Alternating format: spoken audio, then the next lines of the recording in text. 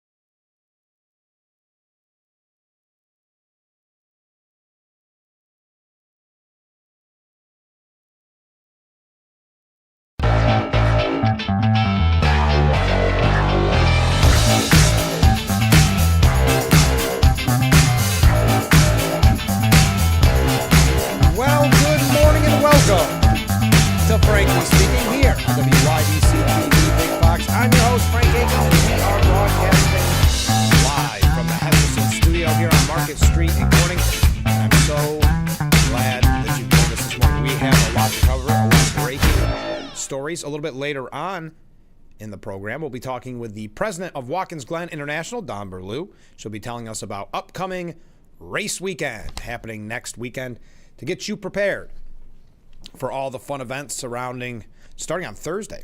We'll hear all about that from Dawn in the next hour. We'll be taking all of your comments and doing the best we can to read them on the broadcast. And that's what we call the Steuben Senior Services Fund section of our program. So let's kick off with that, shall we? Good morning, Frank. Well, good morning, Mark.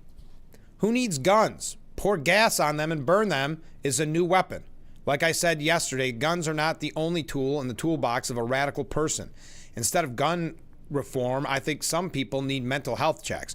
Obviously, there has to be a bigger discussion on mental health. That is sorely overlooked when these conversations begin. Oh, my song ran long. Darn it. Sorry, guys. I apologize. I've been doing better at checking that. In this instance, I didn't. So I hope. Well, let's read it again. Mark writes in, who needs guns? Pour gas on them and burn them is the new weapon. Like I said yesterday, guns are not the only tool in the toolbox of a radical person. Instead of gun reform, I think some people need mental health checks. Well, to Mark's point, a city councilman in Virginia yesterday was set on fire by a lunatic who stormed into his workplace carrying gallons of fuel and igniting the lawmaker. It's the latest sickening attack against an American elected official. Danville City Councilman Lee Vogler was allegedly set on fire after, I don't know how you say this name, Shotzi Michael Buck Hayes, 29, barged into a local monthly publication and dumped a 5-gallon bucket of gasoline on the politician around 11:30 a.m.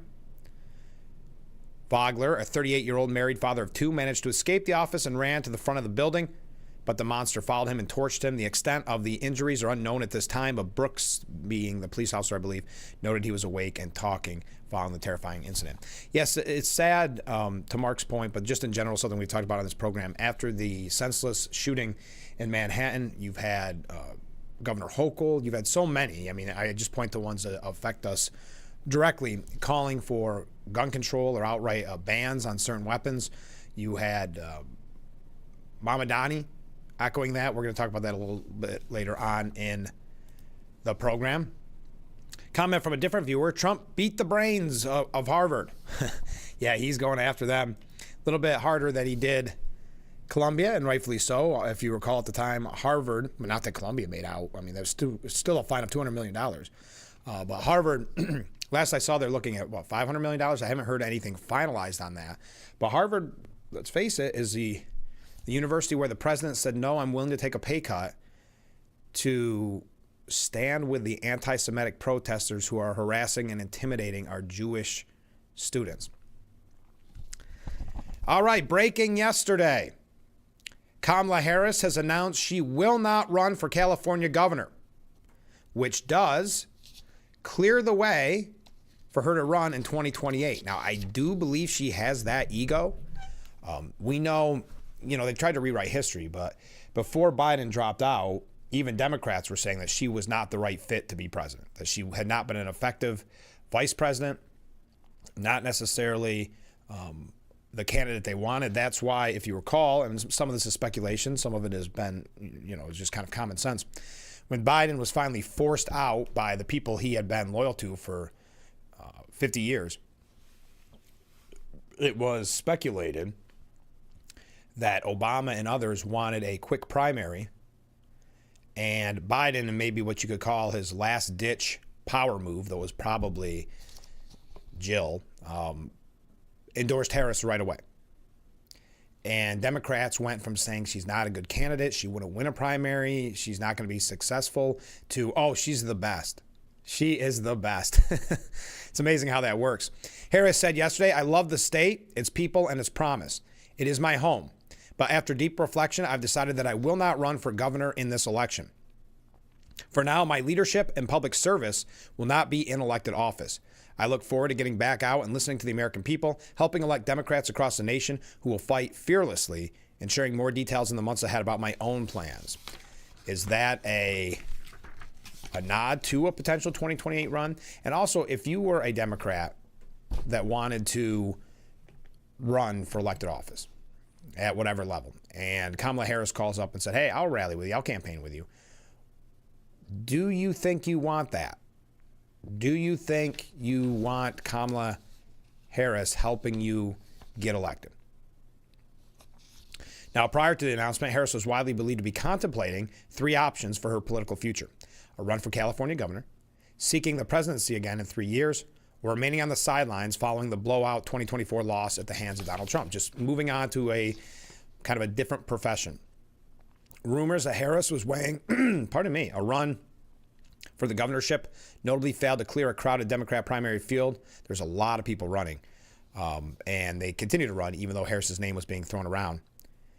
Governor Gavin Newsom, another 2028 potential, I don't even think you have to say potential, contender who is term limited, will leave office in early 2027, issuing a statement about Harris saying, Harris has courageously served our state and country for her entire career. Whether it be as prosecutor, attorney general, senator, or vice president, she's always kept a simple pledge at the heart of every decision she's made. For the people, grateful for her service. All right, a little bit. Now, I'm not going to say I'm surprised. I did think she would run for governor, but this makes me believe that she does still have that delusion of grandeur, because the polling shows that she's number 1 right now, but that only makes sense when she ran for 107 days and spent $2 billion to get her name out there, that she would be at the top of the list. That's just mathematically, financially, common sense. $2 billion, over $2 billion. Last I knew, they were still in debt. She overspent. So you're looking at a lot of ad time, a lot of flyers, a lot of signs. So yeah, she would be number 1 until the primary season kicks off, because if you recall, when she ran for president the first go around, she had 1 good debate performance, crashed and burned the second debate performance. She never even got a single primary vote because she never made it that far to the primary voting season. So I think this signals a run for 2028. Now, the Republican Governors Association released a statement after her announcement saying Kamala Harris's political career is over thanks to President Trump.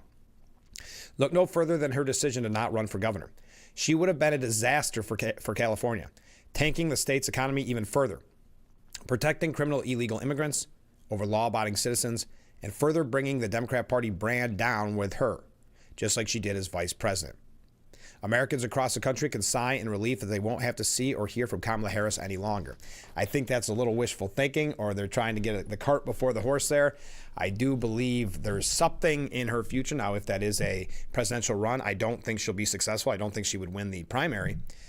But that seems to be the direction she's headed. Remember, we know she had an ego. We know she ran a bad campaign as well. Over $2 billion. Think of what she would do with your tax dollars. If that's what she did with her supporters' money, and then losing in a landslide election, imagine what she would do with your tax-paying dollars. Hey, as an update from yesterday's program, it sounds like I was a little spot on. I was mentioning Cory Booker went on this big, long, rambling speech. He likes doing that now, where he basically was blaming Democrats for not doing enough. Knowing full well that they're in the minority and are being as much of a resistance as they possibly can be. I mean, in most instances, I would say even more than 9 times out of 10, they are unanimous in their no votes for anything that is Trump supported.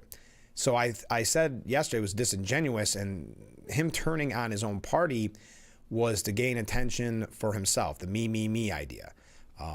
But as I kind of predicted, this is not going to make his fellow Democrats happy. Yes, everybody knows he wants to be the face of the resistance. Yes, everybody knows Cory Booker will throw anybody under the bus to potentially run for president in 2028. He's always had the ambition to be president. Well, Democrats on MSNBC, they had a panel. They mocked Cory Booker for his grandstanding behavior on the Senate floor, so he bit off a little more than he could chew, arguing it was more about boosting his public image rather than solving problems. We were ahead of the curve on this program, if you watched yesterday. Booker accused his fellow Democrat senators of aligning themselves with Trump because they are in favor of passing new police legislation. He claimed that without amendments, the legislation would allow the president to pick winners and losers in terms of who receives the benefits. Quote, that is complicity with an authoritarian leader who is trashing our country. It is time for Democrats to have a backbone. It's time for us to fight.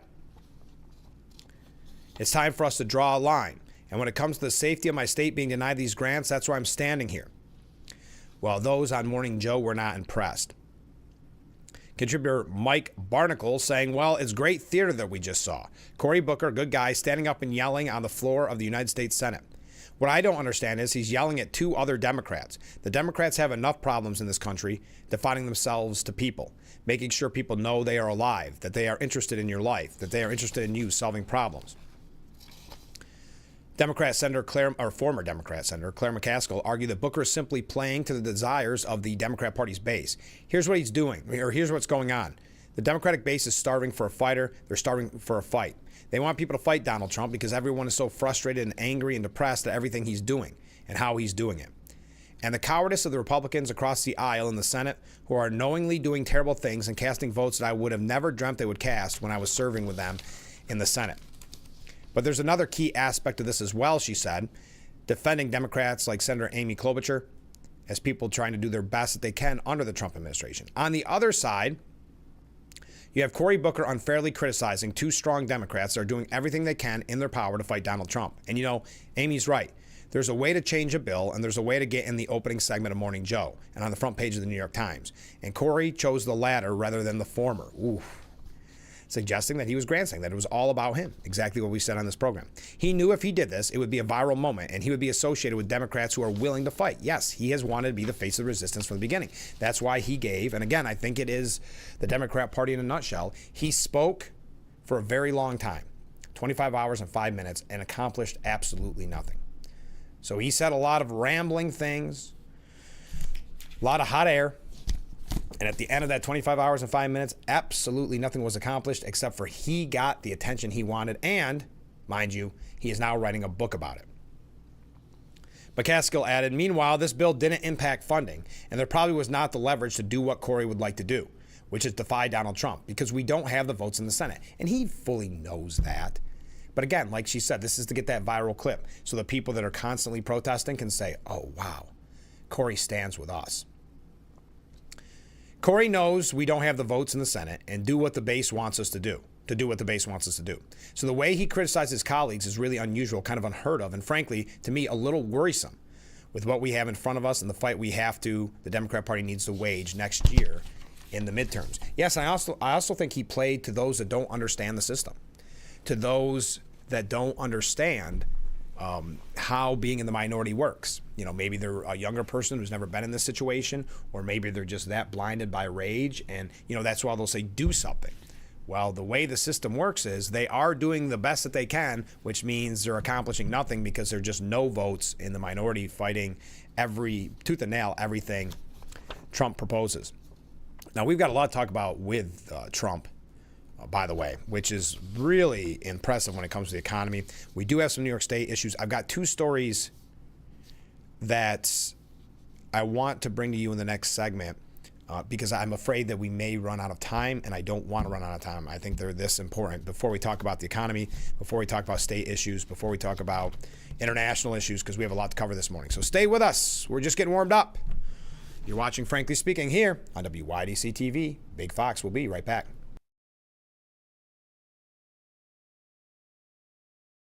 Attention, Elmeron may lead to vision loss. If you have suffered vision problems after taking Elmeron to treat bladder pain, call the Hearn Law Firm.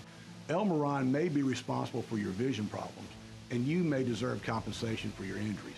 If you took Elmeron and now have vision problems, call the Hearn Law Firm at 888-308-3866 right now. You could find out if you qualify in less than 2 minutes. Call 888-308-3866 for your free case review. Harder makes it hard to keep your home looking like the work of art you've always envisioned it would be. Culligan softeners reduce hard water buildup and your cleaning time, transforming every drop, every splash, every rinse into the fine art of a long-lasting clean. With a Culligan water softener, revel in the breathtaking beauty of your home, just the way you've always pictured it. Culligan, water you love. What better way to start or end every day than relaxing in your very own Hesselson's hot tub. Massage therapy, relaxation, stress reliever, pain management, soothing muscles, or just spending time with a loved one. Hot water therapy really does make every day better. Hesselson's has been a part of this great community for over 70 years, still being locally owned and operated. So make the drive to Hesselson's and start making your path to a better life today. And after 70 years, it's still fun to poke in the corners at Hesselson's. Stu County Office for the Aging will be hosting a public hearing on Thursday, September 18th at First Presbyterian Church in Bath. This hearing is to review the 2026 Annual Implementation Plan for the Older Americans Act and the Steuben County Office for the Aging. This public hearing will take place at 9 a.m. on Thursday, September 18th in the Fellowship Hall of the First Presbyterian Church in Bath. Copies of the plan will be available at the Office for the Aging.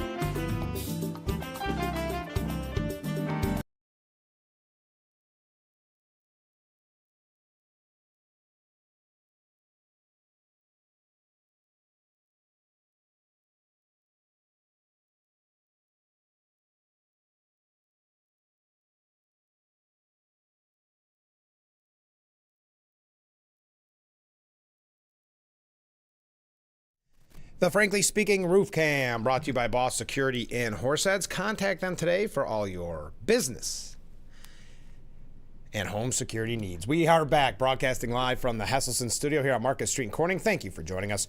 Comments from viewers during the Steuben Senior Services Fund section of our program. Harris is number one. Yeah. The pollster's question was, do you know Harris? Great. Thanks for giving Harris the nod. Yeah, it's basically what it boils down to. It's just name recognition. After spending over $2 billion, she should have it, right? It doesn't mean that she's the favorite in the sense of that's who people want to run or that people think would win. Another comment, anyone who would stand around babbling for over 25 hours straight belongs in a padded cell. So I'm guessing you're not going to purchase his book about it's cringe-worthy. I know that's overused now. It's called Stand. Okay. I want to mention this by John Stossel because I think it's an important piece, and then we'll move along to kind of the breaking stories of the day, but I just don't want to forget this because I think it puts a lot of things in the context that we've talked about. Americans like licenses. People think they make us safer. We license drivers. We license dogs. But most government licensing is useless or harmful. It limits competition, raises costs, leaves consumers with few choices, and blocks opportunities for people who want to work. Michelle Freener, a tour guide in Savannah, Georgia, gets good reviews from customers, but her business almost didn't get off the ground because local politicians said, quote, no one can be a tour guide without first getting a government license. Bill Durrance, a Savannah alderman at the time, told me why it's important. Quote, I hear a lot of tour guides saying things that make me cringe. The licensing and testing I thought was a good idea just to make sure people had the accurate information. Well, while they're at it, the politicians added other requirements. Anyone who wanted to give tours had to have a criminal background check, including urine and blood samples, take a physical fitness test, pay fees to the city, and pass a difficult history test. A college-level history exam with tons of obscure gotcha questions, Freener said. It could be 3 to 5 months of studying and studying. It was 120 pages. Ironically, the test asked no questions about subjects covered by the most popular Savannah tours, ghost tours and Forrest Gump tours. The movie's bench scene was filmed in the city, if you were wondering. Freener complained to a city official, there's no ghost questions on this test. His response, ghosts aren't real. Why would a city pass rules that block people merely from speaking? The city was making a nice amount of money for people failing this, said Freener. When confronting Alderman Durrance about this, he admitted there were a couple of points that maybe went a little too far in the licensing process. Having to have the physical exam periodically, maybe the cost of the test. Little by little, we've managed to get control of some things, but we still don't have control over a lot, because that meaning regulations. He's a big fan of regulations. They control much too much already. With the help of the libertarian law firm, the Institute for Justice, Freener sued Savannah and won. Now Savannah has no licensing rule. Washington, D.C. killed its rule after IJ sued as well. IJ also won in Philadelphia and Charleston, where a court ruled that the licensing requirement was unconstitutional because, as IJ attorney Robert McNamara put it, the First Amendment protects your right to speak for a living, whether you're a journalist, a comedian, or a tour guide, which is a good point. The point is, we don't need most of these complex consumer protection laws. Competition alone protects customers. Freener said it well. The free market is taking care of itself. Bad tour companies don't last. A competitive market helps consumers much more than licensing laws ever will. If such laws were once needed, they weren't. They definitely aren't needed now that the internet exists, because it's so easy for consumers to learn about what's good and what's bad. But politicians always want more control over us. And this is to a topic that we talked about yesterday when it comes to global warming. And yes, it is all about the money, just like in this instance, but it's also about the control over you. 8 years have passed since the Institute for Justice fought Freener's case. Despite their victories in court, cities like New Orleans and New York still have tour guide licensing rules. New York City guides are told to pass a 150-question exam. Now, many tour guides ignore the rules, knowing bureaucrats are not likely to enforce them. That expands the illegal underground economy, inviting actual harm. Government's rules almost always have nasty unintended consequences. Licensing bureaucrats should regulate much less. We're supposedly free people. It should be up to us how we spend our money. I just thought that was a really interesting, quick little piece by John Stossel about what we're dealing with when it comes to bureaucracy, and when we talk about how important it is to vote at the local level. In that instance, it's a great point that you have, in this case, an alderman, I think they said, right? Not councilman, an alderman, that decided, you know what, I just thought there should be more rules put into place on tour guides. Boom. Now, most people probably don't know, sadly, who their council person is, who their alderman is, who their mayor, town supervisor, whatever the case may be.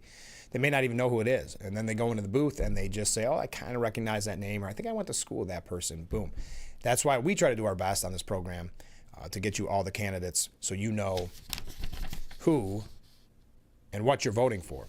But in that situation, it's another great example of these nameless, faceless bureaucrats, or in this case, local politicians, greatly affecting your day-to-day life. I just thought that was really interesting. One other thing before we start talking about Trump's economy and tariffs. Yesterday, you may have missed this because there's so much breaking news during a Trump cycle. President Trump signed a bill yesterday to empower the Department of Veterans Affairs to help prevent the foreclosure of veterans' homes. The VA Home Loan Program Reform Act is now the law of the land after Trump signed it, while flanked by its sponsor, Representative Derek Van Orden and Representative Mike Bost. Van Orden is a retired Navy SEAL with multiple combat tours, and Bost served in the Marine Corps from 1979 to 1982. The bill, quote, authorizes the VA to pay the holder of a loan guaranteed by the VA an amount necessary to avoid the foreclosure of the loan, provided that the holder of the loan and the veteran obligated on the loan execute documents to ensure the VA obtains a secured interest in the property covered by the loan. A little bit wonky there. The VA must prescribe loss mitigation procedures to help prevent the foreclosure of such a home loan. The VA may not take specified administrative actions, for example, consent to the modification of loan terms, until the sequence of mitigation options has been completed. Next, the bill establishes a 5-year partial claim program under which the VA may make a partial claim, purchase a portion of the indebtedness, on VA loans for primary residents that are in default or at imminent risk of default. Individuals who default on loans for which the VA has made a partial claim under the program must be liable to the VA for any loss resulting from the default. Ahead of the bill, Trump said over 60,000 American veterans are estimated to be at risk of losing their homes. Quote, but thanks to the bill, the Department of Veterans Affairs will be empowered to pay loan holders a necessary amount to prevent foreclosures on our veterans, so our veterans won't be foreclosed and put onto the streets. It's very important, he added. That's the kind of numbers you're talking about. It's big stuff. The costs of this program are fully offset and will add nothing at all to the debt. Van Orden hailed Trump as being the most positive pro-veteran president in the history of this country. He backs up his words with deeds, and this is another example of how President Trump is taking care of our veterans. So, sir, I'm very thankful for you, for your leadership, and let's get this thing done and get our veterans into homes. I thought that was a nice story, one that you may have missed in the news cycle. When we come back, we're going to talk about that big trade deal that came out yesterday with South Korea. We're going to talk about the economic numbers, what the Fed's decided on the interest rates. We've got a lot to cover this morning. I know we're running late already. Stay with us. This is Frankly Speaking here on WYDC TV, Big Fox.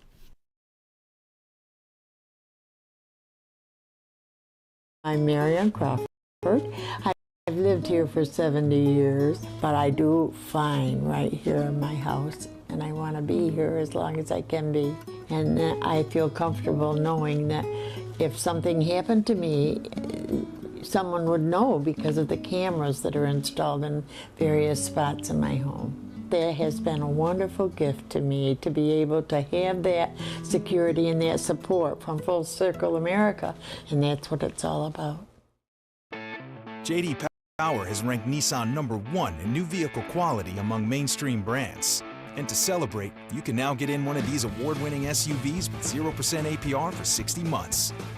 The all-new turbocharged Nissan Murano, the rugged Nissan Pathfinder, and the best-selling Nissan Rogue.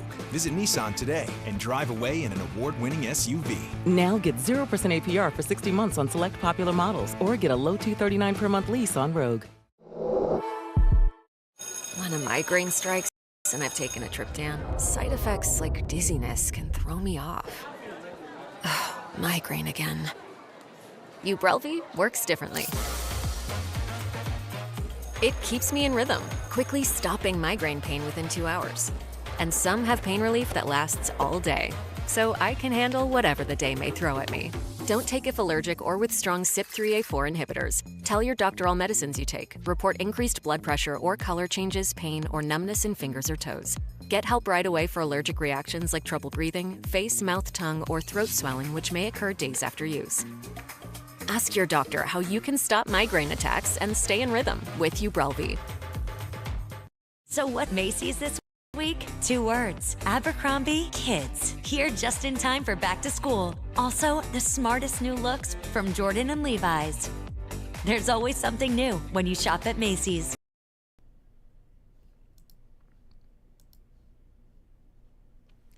The Frankly Speaking Roof Cam, brought to you by Boss Security in Horseheads. Contact them today for all your business and home security needs. We are back broadcasting live from the Hesselson studio here on Marcus Street in Corning.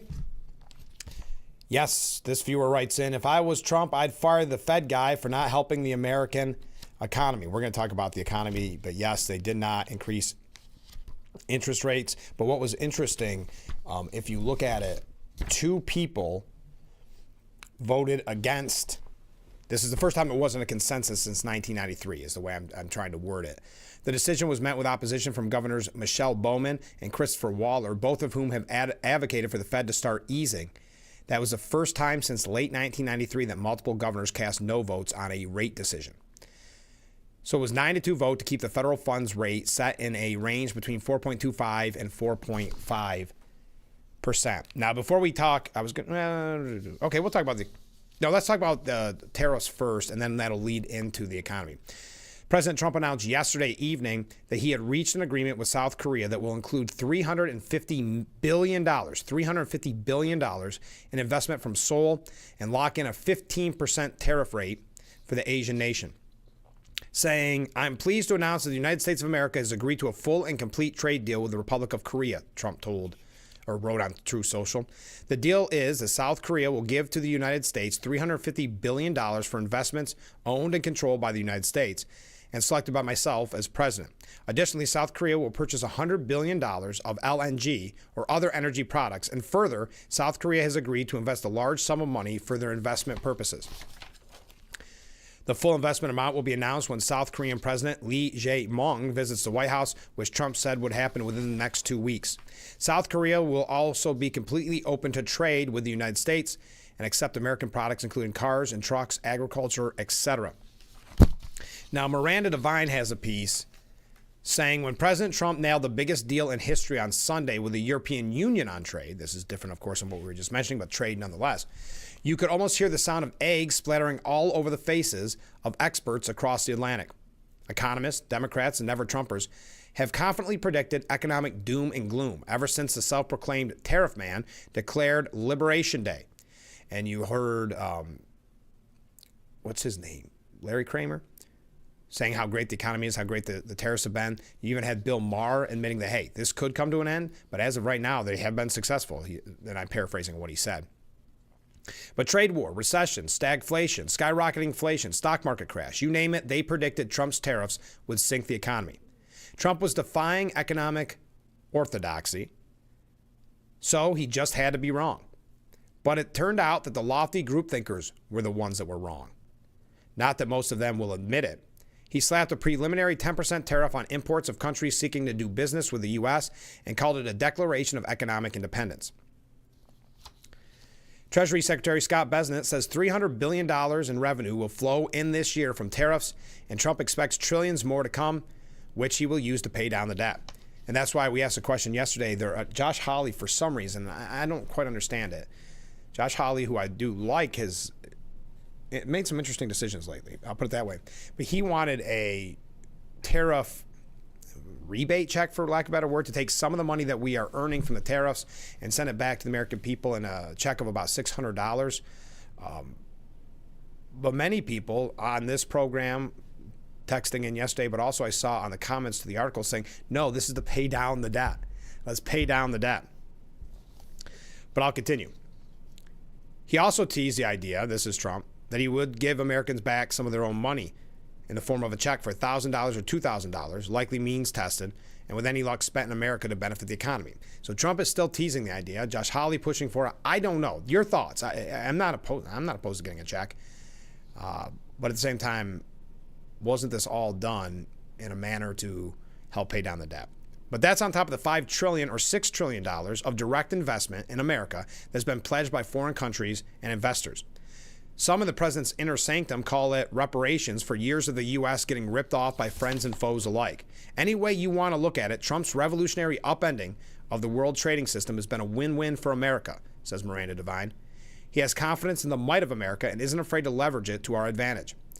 But even Ursula von der Leyen, the icy European Commission president who came to meet Trump at his majestic golf course on the west coast of Scotland, looked happy and relieved coming out of the grueling 90 minutes of a months-long negotiation Sunday. She even hugged various members of the U.S. trade delegation as she left, having agreed that Europe would accept 15% import tariffs on most goods, up from almost nothing previously, less than the 30% that Trump had threatened. Now, we went through all this last week. But Lutnick had said he had definitely set the table. Trump sealed the deal just before 7 p.m. Observers inside the meeting say the president has an uncanny knack of knowing exactly where the pain threshold of the prey is. Quote, you have a woman president who's very, very brilliant and very, very good, very talented at what she said, Trump said. We were all respectful, but she's very good at what she does, and her people are very good, and our people are very good. And when you think of it, we were getting nothing in the old days, meaning prior to this, we were getting nothing, and now we're getting a lot. It's going to be good for everybody, and I think it's going to pull a big part of the world together, too. After pulling off one-sided deals with Japan, the UK, Indonesia, and the Philippines that favor the U.S., the next big fish is China, says Trump. Bessent was in Stockholm over the weekend, grinding through continuing tough negotiations with the Middle Kingdom. A flock of South Korean trade negotiators descended on Turnberry late Sunday night to talk with Lutnick. But without going too much further into this, in the end, we are winning on this, and it's a part of a greater economic boom. As yesterday, we learned that the economy has bucked a recession, even though the doomsayers kept saying we'd be in a recession. All the naysayers, the anti-Trumpers, saying that the economy was all but over, the sky was falling. We're going to talk about that when we come back. I don't want to run too late. We have so much to cover this morning, and we have a great guest. Don Berlew is going to be joining us during the Steuben County Office for the Aging section of our program, where we do interviews. So she'll be joining us in the 7 o'clock hour. You won't want to miss that. Stay with us. We'll be right back with Frankly Speaking here on WYDC TV, Big Fox.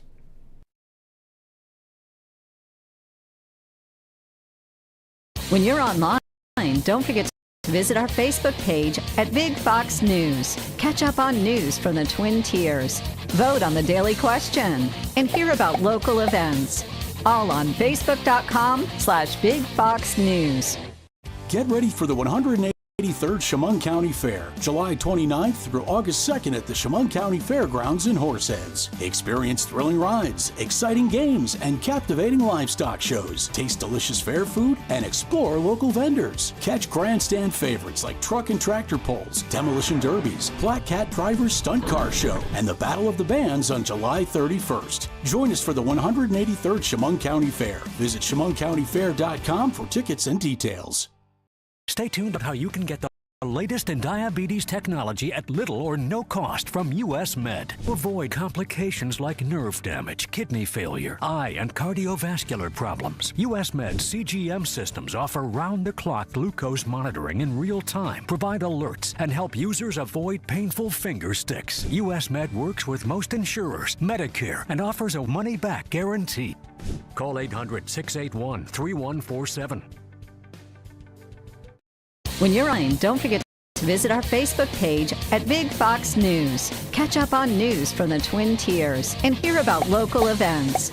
All on Facebook.com/Big Fox News.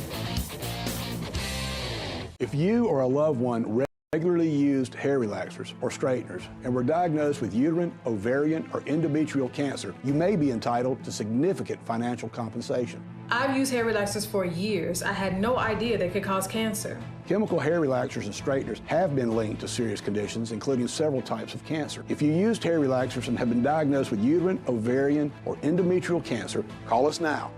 There's no fee unless we win your case. Call The Frankly Speaking Roof Cam, brought to you by Boss Security in Horseheads. Contact them today for all your business and home security needs. We are back, broadcasting live from the Hesselson studio here on Marcus Street in Corning. Comment from a viewer. Sorry for the digression, but what is going on with the Chinese who own farms and other properties here in the U.S.? Seems to me I recall hearing that the government was going to buy them out. I don't remember if they're going to buy them out. There were politicians looking into it. I have not heard updates on that, to be honest. I know it was a part of the campaign, and even after the fact, there was a real concern when it comes to national security because they were buying farmland near military bases. And then soon after that, we learned that some of the solar panels that have been put up were containing ways for China to hack.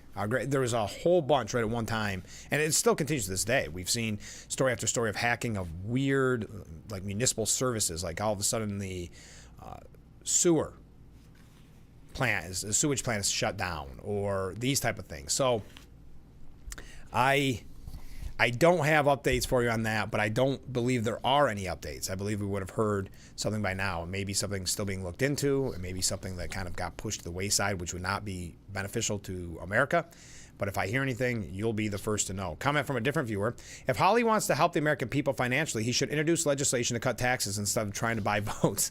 Good point. I like Josh Hawley. I think he's very good when it comes to these congressional hearings. But there's been a couple things. There was that. He didn't want to do the Medicaid. The able-bodied American has to work to get their Medicaid benefits. I think that was the one. Don't quote me on that, but that he was against in the big, beautiful bill. So just been a couple things. That's not to knock him completely, because you can't outweigh the good that he's done as well. But I don't know. I think there's a segment of the population, maybe a very large segment of the population, that would love to get the tariff rebate check. And it would signal a message to people that may not be paying attention that the tariffs did indeed work and the economy is indeed doing well, no matter what they're hearing on the nightly news. So there is that PR aspect to it. But overall, I think most of our thought from the beginning was that it was for kind of debt relief. Okay, recession. What recession? Asked Taylor Herzlich. The U.S. economy bucked nonstop doom and gloom economists, including some at Wall Street's biggest banks, and reported stronger than expected growth in the second quarter. What is that coming from? Oh, that's funny. I didn't think about that. Something I said in there got my Google phone going. Okay, talking back to it. That's a little eerie. So, where was I? The stronger than expected growth in the second quarter marked by a surge in hiring and wages. This is very interesting because this is what happened in Trump's first term. It's like history repeats itself, that we were told how bad the economy was going to do. Many thought on election night, when I say many, I mean those in the media. Remember, they were reporting election night in 2016. It with the stocks overseas and these type of things, it's the end of the economy that night. that in November of 2016, it was the end of the world essentially as we knew it. Remember? But I'll continue. Gross domestic product, the value of all goods and services produced across the U.S. economy, jumped by a seasonally and inflation-adjusted 3% in the second quarter, according to the Commerce Department. That rebounded from a 0.5% decline in the first quarter and beat estimates of just 2.3% growth. A recession is usually defined by the GDP slipping in 2 consecutive quarters. Meanwhile, private employers added 104,000 jobs last month, according to the ADP National Employment Report released on Wednesday. That reversed a 23,000 drop in June and exceeded the forecast for an increase of 64,000. Annual wage spiked 4.4%, well above the rate of inflation, which has remained below 3%, despite harping that Trump's tariffs would jack up prices. Neela Richardson, ADP's chief economist, said our hiring and pay data are broadly indicative of a healthy economy. Employers have grown more optimistic that consumers, the backbone of the economy, will remain resilient. That resilience upended dire predictions for a recession by many left-leaning politicians and even big banks like Goldman Sachs and JP Morgan. The Wall Street giants had hiked the risk level for a recession to 65% and 60%, respectively, in April following Liberation Day. One JP Morgan dashboard of market-based recession indicators put the likelihood at nearly 90%, likely 80%. Now, I don't want to go through all the people that called. We could be here all day that we're going to call for the end of essentially the economy because of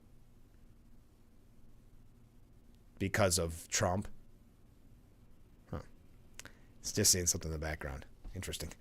Sorry, I don't mean to keep you interested. You don't see people walking around in white bathrobes that often. Okay. The GDP surged without any help from the government as federal outlays declined 3.7%, coming off a steep 4.6% drop in the first quarter. It would not have been fair to show you, though I could have, but that's... Anyway, Trump cheered the strong GDP data in a post on Truth Social before once again calling on the Federal Reserve to slash interest rates, no inflation, let people buy and refinance their home. Fed policymakers, however, resisted pressure from the White House, leaving rates unchanged after the two-day meeting ended Wednesday. When combined with data from the first quarter, Wednesday's GDP report showed an economy in the first half of the year that is growing, albeit slowly at an annual rate of 1.2%, below last year's 2.5%. Demand from businesses and consumers also called final sales to private domestic purchasers rose at 1.2% rate in the quarter. I know numbers get wonky, but what is being said by the Post editorial board, and I think it's a good point, so much for the prophecies of Trump-onomics doom. Not only did the U.S. economy grow at a 3% rate in the second quarter, the growth was all in the private sector as the government portions shrank, which comes natural after Doge and the like. Meanwhile, ADP, as I mentioned, said that employment rose by 104,000 jobs. That is growth was half again the consensus forecast for April-June, while July looks like a huge boon for American workers. All as many of President Trump's policies have only begun to kick in. You've got to remember, he's only been there 6 months. Trump's tariffs have neither crashed the economy nor kicked off fresh inflation. Though, of course, those predictions largely came from experts who never expected the bane of Bidenflation, who never even put the blame on Bidenflation. They would remember right up till the end, say there's no such thing as inflation. Right now, the economy's doing great. Look at page 347 in this bureaucratic manual. Remember, people were doing man-on-the-street interviews, lecturing people, talking about how they couldn't put groceries on their table, and they were lecturing them. Remember, I want to say it was Don Lemon, but it may have been somebody else, saying, what, you can afford a boat to take your family fishing, but you can't afford groceries on the table, as to say you shouldn't have any type of luxury in your life. You should just keep working, pay your taxes, and struggle to get by, but never once bring up Biden inflation. So the president's push for more and cheaper energy will be another huge anti-inflammatory spur to growth and added reason for optimism among consumers and producers. Trump's first term was a huge win for working Americans up until COVID escaped from the Wuhan lab. Now the second term is shaping up even better for everyone except the professional doomsdayers. Even an anti-Trump New York Times columnist had to admit as much. Longtime critic of Trump, New York Times columnist Bret Stephens, admitted that the Trump administration is having more success than he expected. In a column published Tuesday, he marveled at Trump's recent slew of successes, saying that the president's term has had a better turn since the first 100 days in office. Egads, he said, after a disastrous first 100 days, Donald Trump is starting to have a much more successful presidency. This is not what we, let me try it again. This is not what we, his foam-at-the-mouth critics, had planned or perhaps secretly hoped for. So admitting there, the New York Times columnist admitting there that he had secretly hoped for things to go wrong for Trump, meaning things go wrong for America and the American people. It's as simple as that, because if the president isn't successful, the country isn't successful, and the people aren't successful. Stephens, who describes himself as a never-Trump conservative, listed Trump's accomplishments and pointed out whether he's achieved them I'm so tongue-tied this morning. Achieved them through good policy or sheer luck. Among Trump's positive policies, the columnist pointed to Trump getting NATO countries on board with increased defense spending. Far from destroying the Atlantic alliance, as his critics feared, Trump may wind up being remembered for reviving and rebalancing it to the advantage of both sides. He even praised Trump for courageous policy, specifically the bombing of Iran's nuclear facilities, saying joining Israel in its strike on Iran, which Trump carried out in the teeth of political resistance from parts of his own base, did not lead us into a Middle East war, though Tehran may yet seek retaliation. Instead, it helped bring the war between Israel and Iran to a swift end. The columnist went on to encourage Trump's adapted policy on the Russia-Ukraine war, stating speeding the delivery of arms to Ukraine after Trump's disastrous initial pressure campaign on Ukraine backfired by emboldening Putin is the only way to end the war. He also praised Trump's immigration policy, though he noted it's good policy that's gone too far in terms of its enforcement.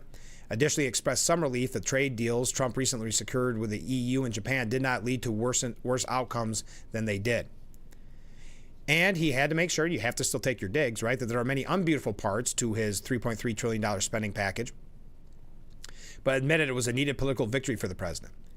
He also noted that the shakedown of Columbia University for anti-Semitism on campus, while not the way to go about it, did yield results. I love that. It's not the way to go about it. It's not, come on. These never-Trumpers have always been very great at knowing what Trump should do. Bill Kristol is the finest example of that. He was wrong on Trump so many times. It's embarrassing to read his old tweets. And yet, he's still out there being interviewed on I think maybe PBS or maybe on MSNBC. Stephens, who wrote last year that he no longer considers himself never Trump because the movement was too dogmatic, he said Trump's recent successes were a valuable lesson to his critics. Quote, if Trump's opponents want somebody to be effective, and let's face it, we haven't been, then we have to come to grips with realities that have so far eluded us, such as not everything Trump does is bad. All right, we got other stories to talk about. We got a lot of comments coming in, too. Keep them coming in. And we'll be right back. Frankly Speaking, here on WYDC TV, Big Fox will be right back.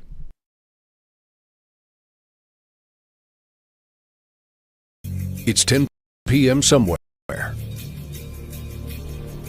Do you know where your kids are online? Migraine strikes and I've taken a trip down. Side effects like dizziness can throw me off. Migraine again. Ubrelvy works differently. It keeps me in rhythm, quickly stopping migraine pain within 2 hours. And some have pain relief that lasts all day, so I can handle whatever the day may throw at me. Don't take if allergic or with strong CYP3A4 inhibitors. Tell your doctor all medicines you take. Report increased blood pressure or color changes, pain, or numbness in fingers or toes. Get help right away for allergic reactions like trouble breathing, face, mouth, tongue, or throat swelling, which may occur days after use. Ask your doctor how you can stop migraine attacks and stay in rhythm with Ubrelvy. You're watching Big Fox, WYDC TV, Elmira Corning. The Bix website is here, now. WYDCTV.com. Local and national news that keeps you informed and involved. WYDCTV.com. Today's weather, up to date and in your town. WYDCTV.com. Sports news, local events, and health stories that affect you. WYDCTV.com. The Big Fox website. Your news here, now. WYDCTV.com.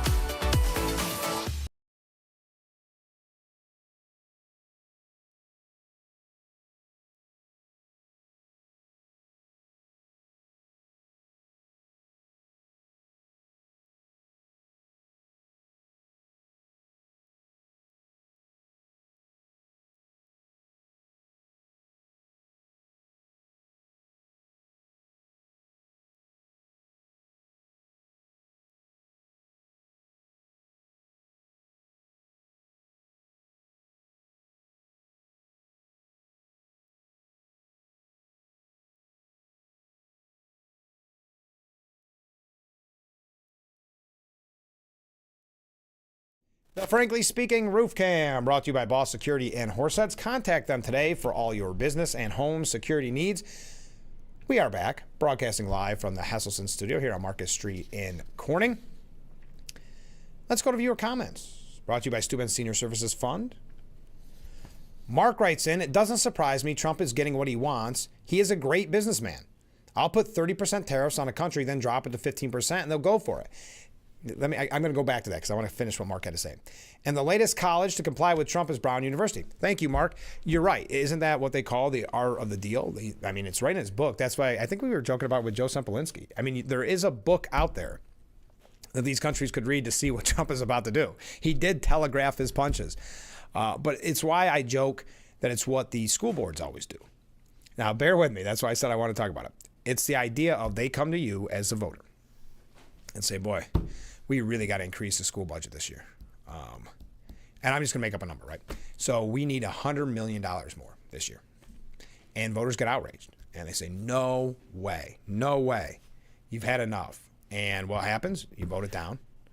And then they'll say, okay, we really, really tightened our belt here. We really tightened our belt. It's only $80 million. Which is probably the number they wanted in the first place. The rest was just gravy. And people say, oh, only $80 million. Thank you. Finally, you've listened. And then it always passes. So it can be frustrating to watch in real time. But yes, it is kind of the quote unquote art of the deal, right? All right. Comment from a different viewer. Regarding your Google phone listening to you, I don't think the iPhone does this, which is why I use an iPhone and have absolutely nothing to do with anything Google if I can help it. I understand that. I understand the Google sentiment.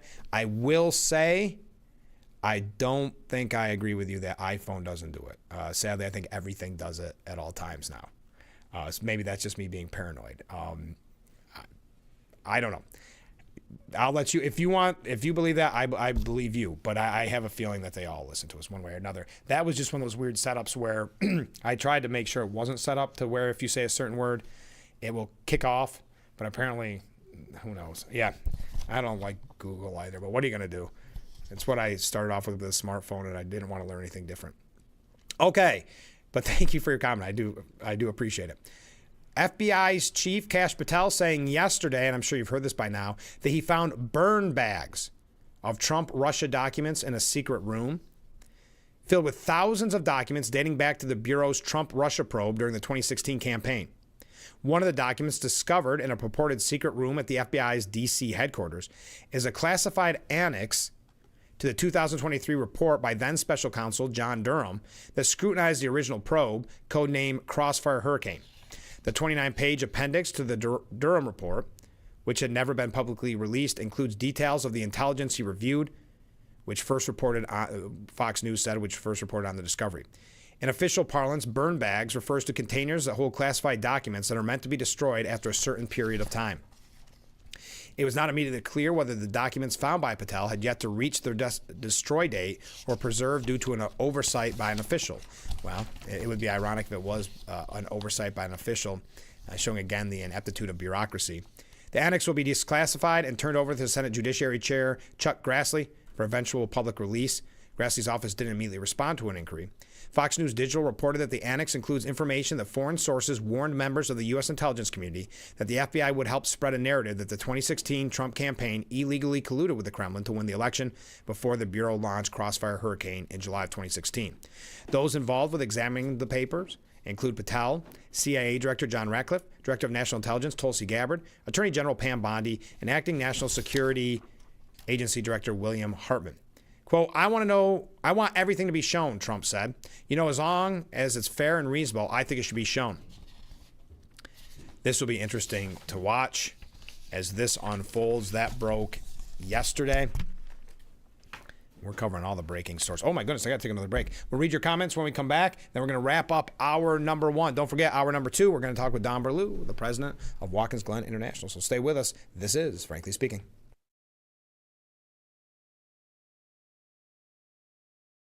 Attention, Elmeron may lead to vision loss. If you have suffered vision problems after taking Elmeron to treat bladder pain, call the Hearn Law Firm. Elmeron may be responsible for your vision problems, and you may deserve compensation for your injuries. If you took Elmeron and now have vision problems, call the Hearn Law Firm at 888-308-3866 right now. You could find out if you qualify in less than 2 minutes. Call 888-308-3866 for your free case review. When you're on, don't forget to visit our Facebook page at Big Fox News. Catch up on news from the Twin Tiers. Vote on the daily question and hear about local events. All on Facebook.com/Big Fox News. Confidence isn't given, it's built. One choice, one moment, one step at a time. How you feel is how you play. It starts with a click. Invisalign. Something with a diamond in it. Diamondback rattlesnake. It's in the name.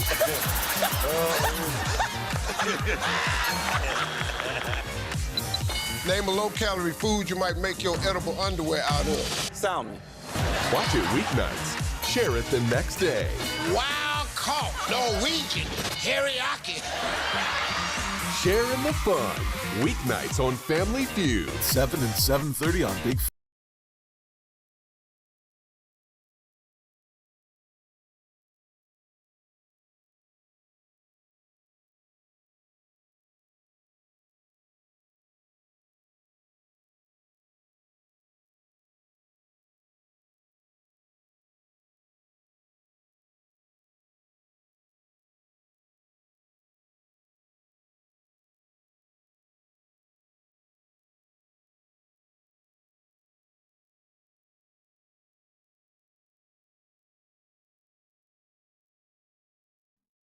The Frankly Speaking Roof Cam, brought to you by Boss Security in Horseheads.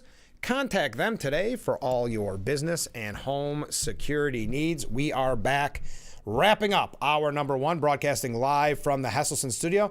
I have some great comments that are coming in, but I'm going to save them to the top of the hour. That's how late I ran in this hour.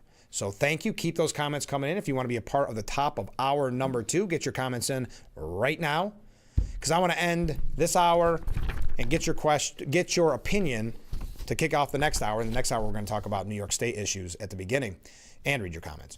2 pieces I think you'll find interesting. Actually, just one, because I'm completely out of time. Brendan O'Neill says, forget Canada. Trump should make the United Kingdom the 51st state. This is coming from someone in Britain. He's the chief political writer for the British online magazine Spiked. Trump Turnberry could be your seat of power, from which you can continue spilling truths to Great Britons and start turning us back from our self-destruction. So your thoughts. Never mind Canada. Never mind Greenland. Trump should focus on the UK and make the UK the 51st state. That would be an interesting bookend in history, wouldn't it? Now I'm late. Your opinion on that and anything else you want to talk about when we come back. Stay with us. This is Frankly Speaking.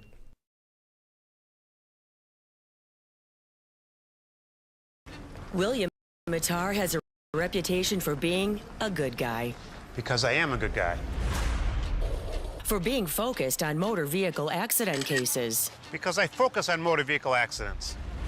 For fighting for his clients. Because I fight for my clients. If you've been injured in a motor vehicle accident, it matters who you hire. It matters in the experience as well as the results. Call William Matar. Visit WilliamMatar.com. Time to go to the gym? The health club is not an option? Come to Hesselson today and see why swim spas and fitness systems can fit into anyone's yard and budget. 12-foot, 14-foot, 15-foot, 18-foot dual temperature hot tub and swim spas are all on display in Hesselson's indoor and outdoor showroom. Try before you buy. 0% interest-free financing options are available on every Hesselson swim spa. Swim and exercise year-round and start making every day better. After 70 years, it's still fun to poke in the corners at Hesselson's.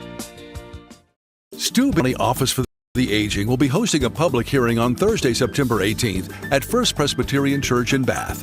This hearing is to review the 2026 annual implementation plan for the Older Americans Act and the Steuben County Office for the Aging. This public hearing will take place at 9 a.m. on Thursday, September 18th in the Fellowship Hall of the First Presbyterian Church in Bath. Copies of the plan will be available at the Office for the Aging.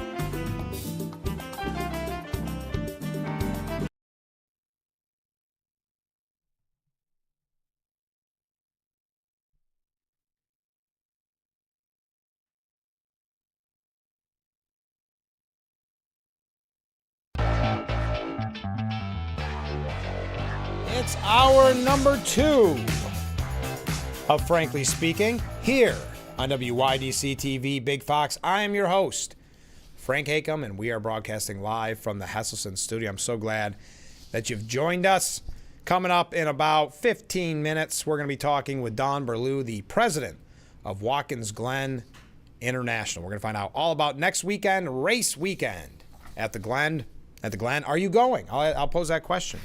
I know many of you have tradition. One thing that's really neat, I like this time of year because people from out of town who may be staying locally will sometimes be walking Marcus Street, as tourists are wont to do, and they'll see me in the window and knock on the door and say hi and say they caught me in the morning. I always think that's pretty neat. It's happened both. No, this would be the second year. Yeah, third year. No, second year. Sorry. All right, distracting morning. Whatever. Let's go to viewer comments. Viewer comments of our program, the section of our program brought to you by Steuben Senior Services Fund, empowering seniors to stay at home. I'm going to talk about them in just a second. Good morning, Frank. Well, good morning. Help me understand why some members of Congress clearly want our republic to collapse, and they're openly making their thoughts known instead of cheering the economy, for example. They can't celebrate it rather than amp up their tired rhetoric that really hasn't worked in the past. Yeah, it's all they have. I mean, the whole idea that Medicare, Medicaid, Social Security, over, to scare the elderly because they know older Americans statistically are more likely to vote.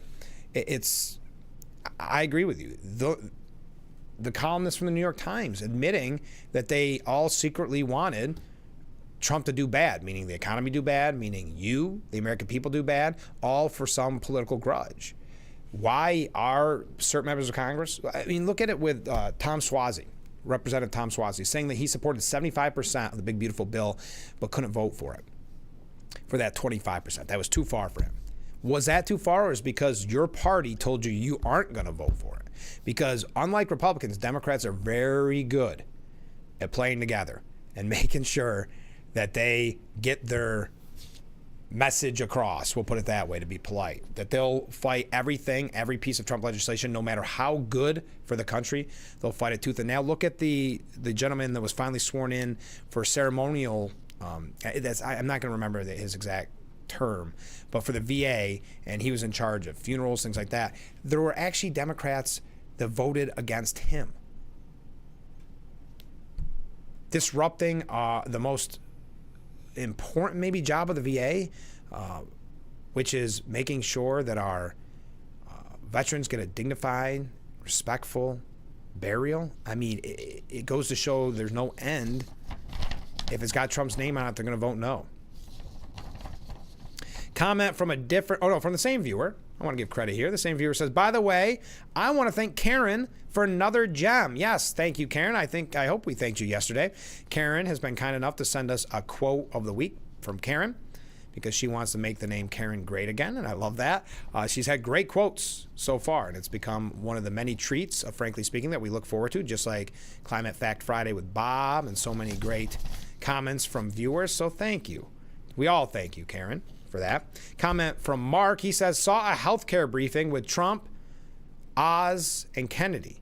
The healthcare system is going all in on AI. And I've heard that from others in the past, that there are some real benefits. It's going to be scary at first. I mean, to those of us like myself, and if you remember, Sheriff Allard joked about it, how AI works, that we're not ready for it. I mean, meaning that, that's so far leaps and bounds of anything technological that I'm aware of, or I guess maybe not aware is not the right word, but the practical applications of it. So yes, I also like, Mark, that originally it said Trump, Ozzy, and Kennedy. Ozzy's funeral was yesterday, and it really threw me for a loop, so thank you for sending that back. But yes, his funeral was yesterday. It seemed like a very touching ceremony, so I think you have Ozzy on the mind. I understand. Comment from a different viewer. I have an iPhone, and I'm afraid to say that, in my opinion, they're all listening in. I've had a couple instances where I actually heard this call is being recorded while talking to my sister one day. She heard it on her end and asked me what was that, and I couldn't explain it myself. That's a little scary, isn't it? The other thing that opened my eyes, I was put up north in a fishing boat a few years ago and took a beautiful picture of a sunset. And immediately a message appeared asking, do you want this picture naming the resort where I stayed posted on Facebook? I was stunned. I was maybe an eighth mile from that place. So that was my first really unnerving experience, and maybe that makes me paranoid. It's not paranoid. Listen, thank you for that. I will say that there are so many eerie instances that when it first started happening, you and your friends, and you would talk about it, you go, you're never going to believe what happened. Now it's become so commonplace that we're kind of used to it. So I get it. It is a little bit, it's unnerving, but the way that it can be used for good, but used for bad as well. Ken writes in, are iPhones listening? All I know is that both me and my wife have iPhones, and since I purchased both phones, the base operating system of both phones are linked by my email address. I'm not on social media at all, and my wife is on so many social media accounts that I can't count high enough to see how many. When I'm talking about products or topics with someone, and I'm not near my wife, when my wife and I are talking about products or topics when we are together, her phone starts giving her ads or advice on social media related to the products or topics being discussed. You're exactly right, Ken. That's what we're talking about with the eeriness. I remember one that really got my attention. This would have been 7, 8, 9, 10 years ago, where I had looked to go on vacation to Las Vegas, and I searched on one computer at work, just some little tidbit. Next thing you know, it was on my phone, my personal computer at work, nonstop ads for Las Vegas, nonstop ads. And that's when it first hit me that everything's connected. So if you're at work and you check something, doesn't mean it's not going to be at your phone at the end of the day. But if you have an email up, it gets really, and you add social media to that, Ken, yeah, we're talking a whole different ballgame. So I agree with you. I think all phones are listening to you. I think depending on what smart technology you use in your home, some people have smart TVs, they have smart refrigerators, these type of things. I think they're listening to you too. And obviously if you have one of the products that you yell their name and ask them for help, they're listening. But yes, I don't want to say their names because I know sometimes that triggers them on the other side of the TV screen. But having said that, yes, I call it 1984, whatever you want, call me paranoid. I believe everything is listening to us. It just better be realistic, I think. Hey, since we mentioned Steuben Senior Services Funds, our good friends at Steuben Senior Services Fund, who bring us a section of the program where we read viewer comments, and thank you so much for the viewer comments. We received an update, and I know Mark went, and he said he had a blast at the Bubbly and Brunch. Well, I received an update from Steuben County about the success of Bubbly and Brunch, and I thought you may want to know because we gave away a couple tickets, and we talked with our great guests from Steuben Senior Services Fund about the fundraiser. It was a successful Sunday at the historic Pleasant Valley Winery Visitor Center in Hammondsport.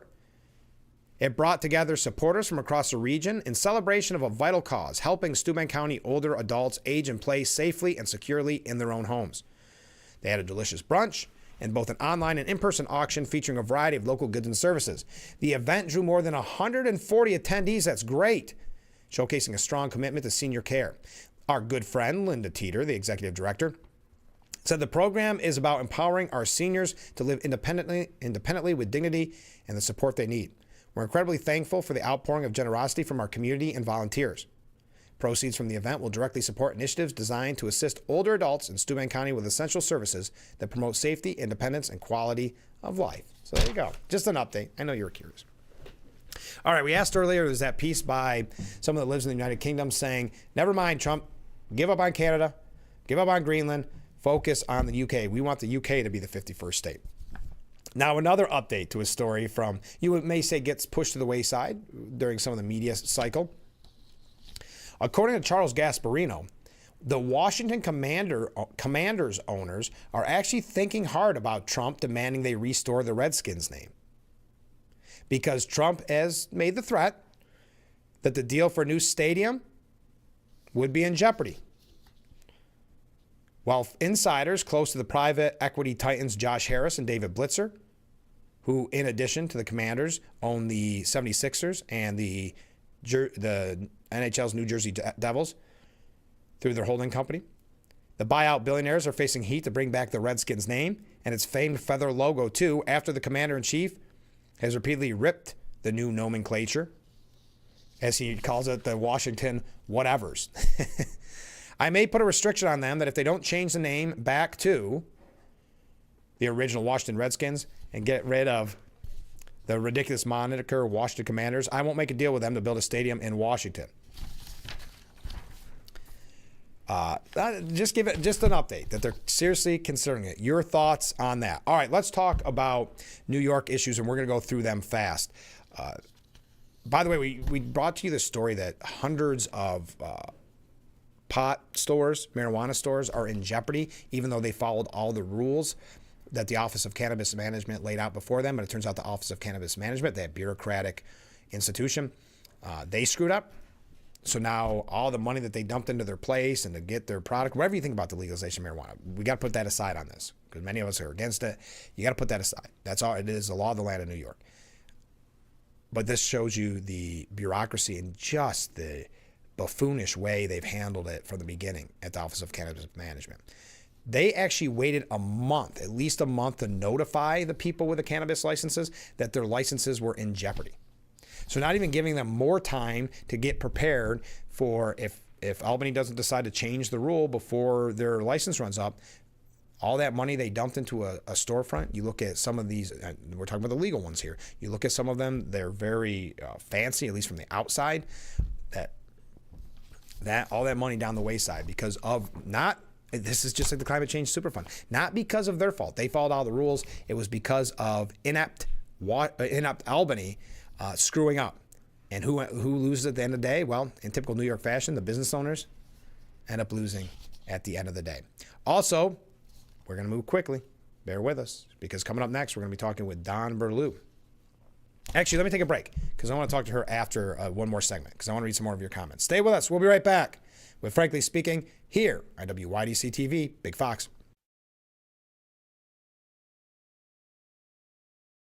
I have type 2 diabetes, but I manage it well. It's a little pill with a big story to tell. I take once daily, Jardiance, at each day start. As time went on, it was easy to see I'm lowering my A1C. And for adults with type 2 diabetes and known heart disease, Jardiance can lower the risk of cardiovascular death too. Serious side effects include increased ketones in blood or urine, which can be fatal. Stop Jardiance and call your doctor right away if you have nausea, vomiting, stomach pain, tiredness, trouble breathing, or increased ketones. Jardiance may cause dehydration that can suddenly worsen kidney function and make you feel dizzy, lightheaded, or weak upon standing. Genital yeast infections in men and women, urinary tract infections, low blood sugar, or a rare life-threatening bacterial infection between and around the anus and genitals can occur. Call your doctor right away if you have fever or feel weak or tired and pain, tenderness, swelling, or redness in the genital area. Don't use if allergic to Jardiance. Stop use if you have a serious allergic reaction. Call your doctor if you have rash, swelling, difficulty breathing, or swallowing. You may have increased risk for lower limb loss. Call your doctor right away if you have new pain or tenderness, sores, ulcers, or infection in your legs or feet. Jardiance is really swell, the little pill with a big story to tell. So what's Macy's this week? 2 words. Abercrombie Kids. Here just in time for back to school. Also, the smartest new looks from Jordan and Levi's. There's always something new when you shop at Macy's. If you or a loved one regularly used hair relaxers or straighteners and were diagnosed with uterine, ovarian, or endometrial cancer, you may be entitled to significant financial compensation. I've used hair relaxers for years. I had no idea they could cause cancer. Chemical hair relaxers and straighteners have been linked to serious conditions, including several types of cancer. If you used hair relaxers and have been diagnosed with uterine, ovarian, or endometrial cancer, call us now. There's no fee unless we win your case. Call today.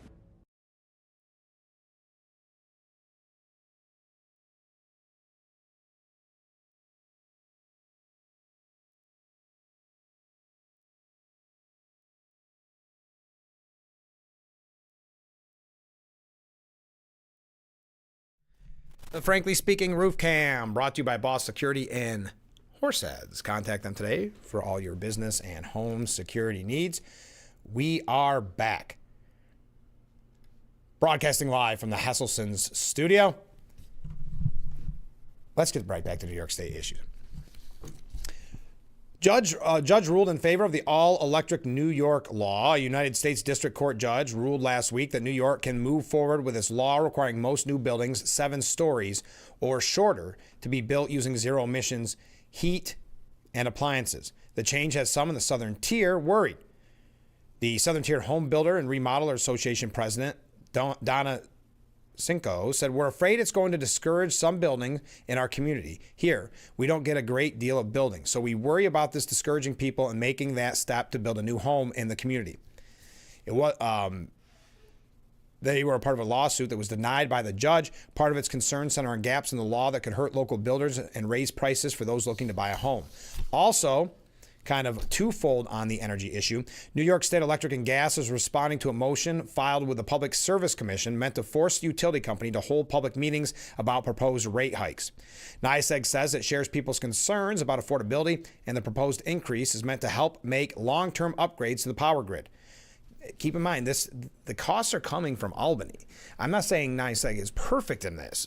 Don't get me wrong, but it's the laws put on the books, and we've talked about this so often with Assemblyman Phil Palmisano. It's the laws put on the books by Kathy Hochul in this green energy push that is causing this huge increase. They said right now they're looking for a rate hike of up to 33.5%. Binghamton area Representative Josh Riley said if NYSEG and its multi-international owners want to hike rates on upstate families, then they can show up, look us in the eye, and answer for it. These hearings are about making sure working people get a say before Wall Street gets another payday. 33.5%, folks, because of our green energy push. And now that judge has upheld, is that the word you do, rules in favor of an all-electric New York law. The law's website said it will not force any current buildings to switch from gas or require electric replacements for broken appliances, has exemptions for certain industries like restaurants and hospitals, and will not be fully implemented until 2029. Well, I think we can all agree 2029 will be here in a blink of an eye. That's how things work. Oh, and we've been talking, I even hate to bring this up, but we've talked about these activist judges, and we've talked about the bail reform and the disaster for New York State. Listen to this. This is out of Delhi, New York. A Hobart man, 44-year-old Brent Trimble, has been arrested again following an ongoing child sex abuse investigation. Trimble was initially arrested on June 17th and charged with multiple felonies, including first-degree rape and aggravated sexual abuse, as well as endangering the welfare of a child. I don't even want to mention these things, folks, but there's a reason for this. So he's been arrested again with multiple felony charges, those despicable, disgusting crimes, allegedly, he is guilty of. Allegedly, because he has to go through the trial. But investigators from the Delaware County Sheriff's Office revealed that Trimble reportedly sent at least 6, we'll say videos, I don't want to get too graphic, a lot of these issues, right? On July 23rd, 2025, Trimble was arrested again at the Delaware County Correctional Facility following his release on bond and charged with 6 additional counts of disseminating indecent material to a minor, all Class D felonies. Now, why do I bring this up? Not a story we normally bring up. Trimble was arraigned at the Delaware County CAP Court before Town of Walton Justice Michael Ripa. Despite the Delaware County District Attorney's Office request of a bail of $100,000 cash or $200,000 secured property bond, Justice Ripa set the bail at $1. The public defender's office posted the bail and Trimble was released from custody. Sheriff Dumond said, based on the reprehensible and disgusting details of this case, it's impossible to logically determine why the defendant was released on $1 bail. This shocks the conscience and is a disgrace concerning the protection and well-being of the defenseless victims of these crimes and innocent children. Now, the investigation remains open, and the Delaware County Sheriff's Office encourages anyone with information to report on Trimble. Wow. What is it with these judges? I'm telling you. One last New York State. Oh, two things. I know I'm jumping around on New York State. I apologize. They were talking about New York public media. NPR, PBS could lose at least $57 million from the Big Beautiful Bill. Now, New York Republicans have been demanding for years that tax dollars should not be going to this organization, this public broadcasting that completely pushes far left narratives. And just to kind of prove this point, I'm not going to mention the station because I'm not trying to call out any station in general. But we'll just say that it was a president and CEO of a not a NPR, a PBS station, in New York State. Not going to name which one. And they said it's definitely going to impact them expanding, and it's probably going to keep their newsroom at the number that it's at, not receiving these funds. And then this is a quote that I think perfectly exemplifies why I'm not losing sleep over the cuts in taxpayer money going to NPR and PBS. Quote, as a result of the cuts, they decided not to fill a climate change reporter role. So because of the cuts made from the Big Beautiful Bill, they're not going to hire on a climate change reporter. I think that speaks for itself. Why that was a great decision. Oh, that wasn't Big Beautiful Bill. That was the rescission package. Excuse me. Why the rescission package was such a positive step. Finally, for New York State issues, and then we're going to talk with Don Berlew when we come back. Elise Stefanik, in a fundraising letter sent to Republican voters from outside of her congressional district, she theorizes that Governor Hochul, quote, is potentially teeing up a 2028 presidential run. We've said that on this program before. Some of the rhetoric that she uses, it makes it seem like she's really desperate for that.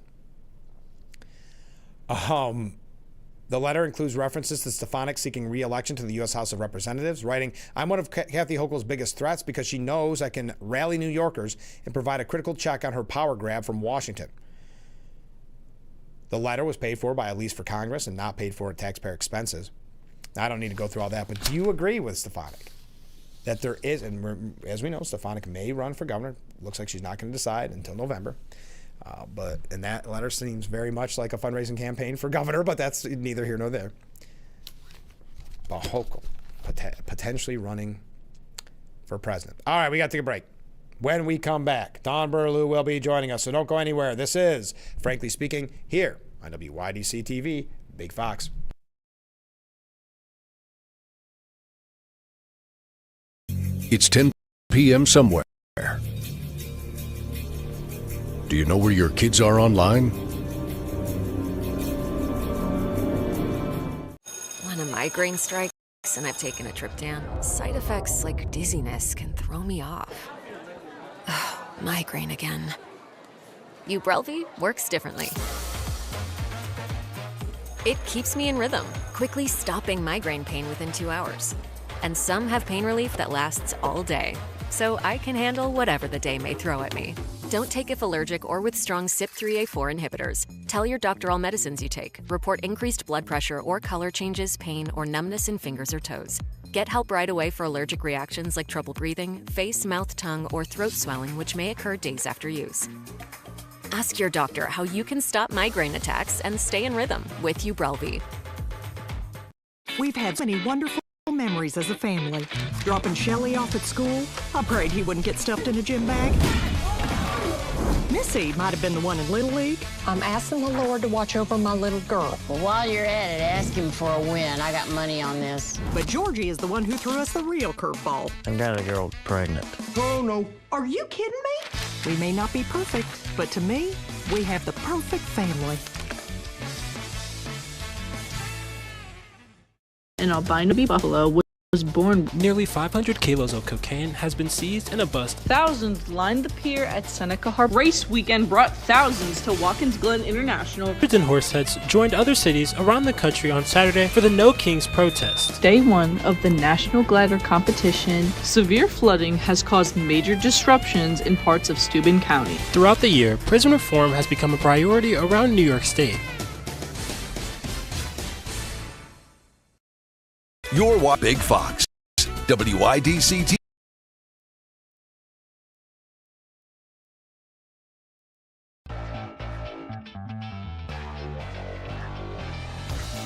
The Frankly Speaking Roof Cam, brought to you by Boss Security and Horseheads. Contact them today for all your business and home security needs. Welcome back to Frankly Speaking here on WYDC TV Big Fox. I'm your host, Frank Acom, and we are broadcasting from the Hesselson studio, and this is the Steuben County office for the aging section of our program where we do interviews. Don, welcome back. Well, thank you. Yeah, this is your busy season. Thanks for taking time out. Absolutely. Isn't it always your busy season? From April till October, it really is our busy season. So before we get into kind of the nitty gritty, tell us about the Bills training camp. How much fun? Oh my gosh, it was super fun. You know, Zane is a Bills fan, so that made it even better because he was right. We got down on the field and watched them do their practicing for a couple different times, and we were able to do some stuff with their youth camp and then their community programming. So it was just a great day. I mean, it's super. You know, you watch them on TV, then you see them live. Yeah, it's just as intimidating when you see them in live because they're huge. And you look up at them like that just to talk to them. It is amazing. It's like they're like giants, but it looked like you guys had a really good fun time. We did, and you know, the collaboration, and that's what we're trying to do is collaborate with the Bills fans to say, look, we're just a couple hours away, and there's a lot of synergy in our fan base. Oh, absolutely. I mean, they definitely share a fan base, right? Right. So this is your second year. Is it old hat by now? I don't know if I'd call it old hat. I feel like we had a great year last year, and then you know when you put this year on top of it, we really started planning before the checkered flag went down last year, and then we have continued to do that. And this next 10 days or 8 days now, I guess, we're just laying out that plan. So as I said Monday morning, it's time to roll, folks. Yeah. Oh, absolutely. And when you learned so much last year, your first year, was it interesting to see? Was it different than you thought it would be? Was it the same? What did you expect, I guess? I think the only surprises were how many nimble decisions, as I say, you have to make. Yeah. Things that you would not even expect to come up as hey, this just happened. What are we going to do with it? Like, oh, okay, well, we can make that decision. What's the worst that could happen, right? That's right. So I think we probably made more of those decisions than I had anticipated, but the team was well prepared, and they had me well prepared to make the decision, so we didn't really have any bumps that we couldn't deal with.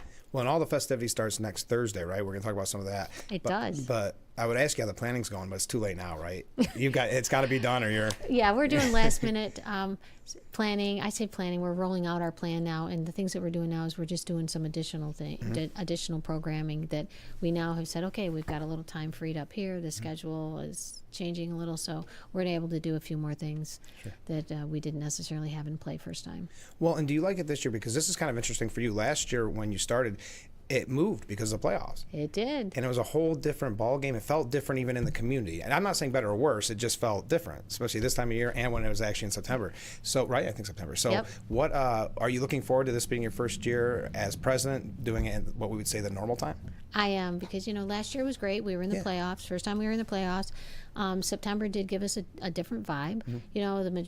Our fans were there. Yeah. But it's always been this weekend in August. I know. And so, it goes back to tradition. It does. And people came in September and they still had our tradition, but there's something to say when you go back to the original weekend and things like that. So we're doing a few special things this year to add to our schedule for our fans and our campers, which I think will be nice, and they'll appreciate that. So. And the thing about last year, which was interesting, you think of like the college students and things that normally attend, that threw everything kind of in a loop. So I'm sure there's a lot of people that are going to be glad to return this year. I think there is. So it impacted us with our college students at summer help. Yeah. Our interns were all like, see ya, we got to go. So we're excited this year that our interns have been part of the planning last year, and then they get to see it unfold this year, as well as our summer help that really wants to be with us all year long can be there for the big event. And one thing, and we had mentioned at the beginning of the interview, the Bills training camp, and something I don't want to glance over before we move on to get into what is happening next week, but tell us about this kind of driver appreciation initiative that you have going on. So NASCAR came out with this program, and it's an incentive for the drivers to really get out into the community where the tracks are located. So we've really taken advantage of it this year. So we started out with Ross Chastain at the Corning Museum of Glass, which our Winning Wednesday turned out to be a wonderful event. Ross got down with the kids for the Corning youth program. That turned out really well. Then we followed up the next week with John Hunter Nemechek. We did a tour. We went to Syracuse and Rochester. There again, just getting him out to see and so people can get autographs and touch him, so to speak. Then we followed up last week. We had an amazing program at the New York State Sheriff's Camp up on Keuka Lake, and an event at Bully Hill with two different, Brad Kozlowski and Ryan Preece. And again, we were trying to appeal to our youth and our camp all across the state, but then also to our wine industry and our agriculture, and what do we bring, what is the Finger Lakes? All about, what are we part of in Watkins Glen? So that's why we did it that way. And then the Bills event we did yesterday was simply to collaborate with the Bills because of our fan base, and I will tell you, it was an amazing, fun day. So that was great. And then next week, we're tapping back into Ross Chastain for Buckle Up, Save Your Melon event downtown Watkins Glen, right in front of the courthouse. On Thursday morning, I think it's 9 to 1, and then in the afternoon, it should be announced today, we're going to do an event at Finger Lakes Distilling with John Hunter Nemechek. In the afternoon, we're going to do a tour and autograph session and VIP section, and then it's open to the public, so no charge. There again, just wanted to give people time to so they get to know the drivers. Sounds like these guys are campaigning. They're running for something, doesn't it? The interesting thing, they all have said that when they've come is they really enjoy getting out and being with the fans and getting back out and being able to talk to the kids and people that really that are NASCAR fans. Well, isn't that what's so special about NASCAR? Because of the connection that the fans have with the drivers and vice versa. Right. And that's what we wanted to do. So that's what we've spent the entire past 6-8 weeks doing is laying out this program that has been super successful to get them back into our community. Yeah. So this year, and I think this is new, correct me if I'm wrong, Thursday night there is going to be a camper party. There is. What's the camper party going to look like? It's like a big tailgate party. Yeah, okay. That's what they need. You need more tailgate parties. I know. Well, come on. We're at the track. What else are we, right? Yeah. So we're going to do a tailgate party on Thursday night. We have Ken Country coming in on Thursday night, which I think will be pretty cool for us. And there on Friday, we do some practicing, and then we have the Arca Menard Series on Friday. That race is happening. Then we have our NASCAR Truck Series happening on Friday, and they haven't been back since 2001, so this will be a highlight of the weekend as well. We also have a concert on Friday night, which is Jared Stack, right? Yep. Jared Stout? Yeah. Jared Stout. And so that'll be interesting and fun. And then on Saturday, we have our Xfinity race. We also have HSR coming back to race. And then we have Tim Duggar coming in, which is a NASCAR favorite. And we'll end the evening with fireworks. And wow, there's a lot to do next weekend, that's for sure. Starting on Thursday, not even really the weekend. One thing I did want to mention, I know we brought this up last year, but I think this is such a great initiative. If people are still thinking about buying tickets, there's available kind of a special bonus, I guess you would call it, ticket for military, educators, first responders, and healthcare workers. There is. Just a thank you, kind of. It's a thank you. It's an appreciation, It's been a long few years that we've all been through, and I think we're finally over the hump. But at the end of the day, we have to realize that we can't survive without them. And at the track, they're super important to us. So we do. We have other specials out right now. So I'd encourage folks to visit theglen.com if there's any tickets, and there are tickets. But if there's any specials that they qualify for, our team will be asking them and get them in. And there's some camping left. Is it really? We have 4,100 campsites, so Oh, well, yeah. So that's yeah, a lot of That's a lot. campsites. Wow, that is going to be a heck of a party then on Thursday. It is. Big camping party. You know what I read this morning, and I thought this was really neat, just because I know we have a lot of people that watch this show that are big Syracuse University fans.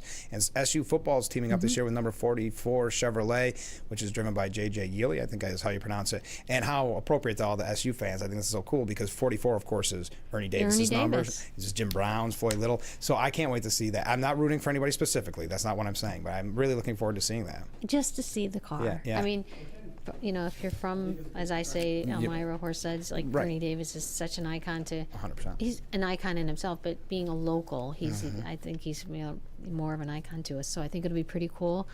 I think our SU fans are going to love it, but I think it's just a great addition to the lineup of cars. And it ties in, you know, you're talking so much really about community at the end of the day, the places that the drivers have visited locally. This is another way to tie it all back into the community with Syracuse University football. Yeah. I think We're that's excited wonderful. about it. You have a lot of stuff going on. This We is do. very busy. You know, the NASCAR races on Sunday. We've got an expanded fan zone that is really cool. A new, updated kids zone. So there is something for everybody. Yeah, and the kids, I love the fact that you've made it so family friendly and made it about families, bringing everybody together and having just a good time. Yeah, and on Friday we are also hosting 150 kids from Elmira City School District for our Speediatrics event, and they will have taken part in an event for a week at the school. One of my team members started it out on Monday for a day with them, and then they go through programming all next week, and then they end up on Friday and they spend half a day with us. And at the end, they will all be awarded a pair of sneakers to start school with. Oh, that's so great. So it'll be a cool day. There's so many cool events surrounding the race weekend. So what does your week look like next week? Crazy. Yeah, just from beginning to end. So I say crazy, but it's a fun crazy. Yeah. So we start out on Monday, and Tuesday is the first 2 days where we do not have cars on track, because we actually have cars on track right now. Okay. So Monday morning we go cold and we finish our prepping and painting that we need to get done. And lots of interviews and drivers and owners coming in, and a lot of last minute things that you just really have to wait till next the last second. Tuesday, Wednesday, and then we roll out our program. Wow. And then what does your Monday look like when it's all over? Believe it or not, back to work? Everybody will be in on Monday morning, and everybody will be talking about this went great. Something they'd like to change for next year, or we got a new set of cars coming in. Yeah, isn't that wild? What do you look forward to during the whole week? 'Cause if you have a second to even take a breather, is there something that you look forward to the most? I will tell you, I like to go to the media center early in the morning, and you can look out over the campground, and the track may still be quiet depending on how early I get there. And you can smell the campfires still burning from the night before, and kids are riding bikes out and about, and that's pretty cool to sit there and say, my gosh, this is in our own backyard. Yeah. This is what we've taken the last year to develop. And it's also the calm before the storm. that one second to breathe. So what should people know, just before we go, what should people know? I'm sure most people watching this have either went in the past or are planning, got everything all set, but what should they know in preparation? Something really cool this year that they didn't have before is we have a dandy on site. So any last minute things they can get at our dandy on site. It's it's past the West Tunnel. They have their own building. They have their own dandy setup, which is pretty cool for our fans and our campers. One thing is, please make sure that they download their tickets and download the NASCAR.com app. Which they can get it from the App Store for free, because that will have last minute updated everything will be on that app, and that'll be easy for people. We put another cell tower up, so our cell service should continue to get better. So I think that's probably the big thing. And just out of curiosity, for someone that thinks about stuff like this, is it only digital tickets now?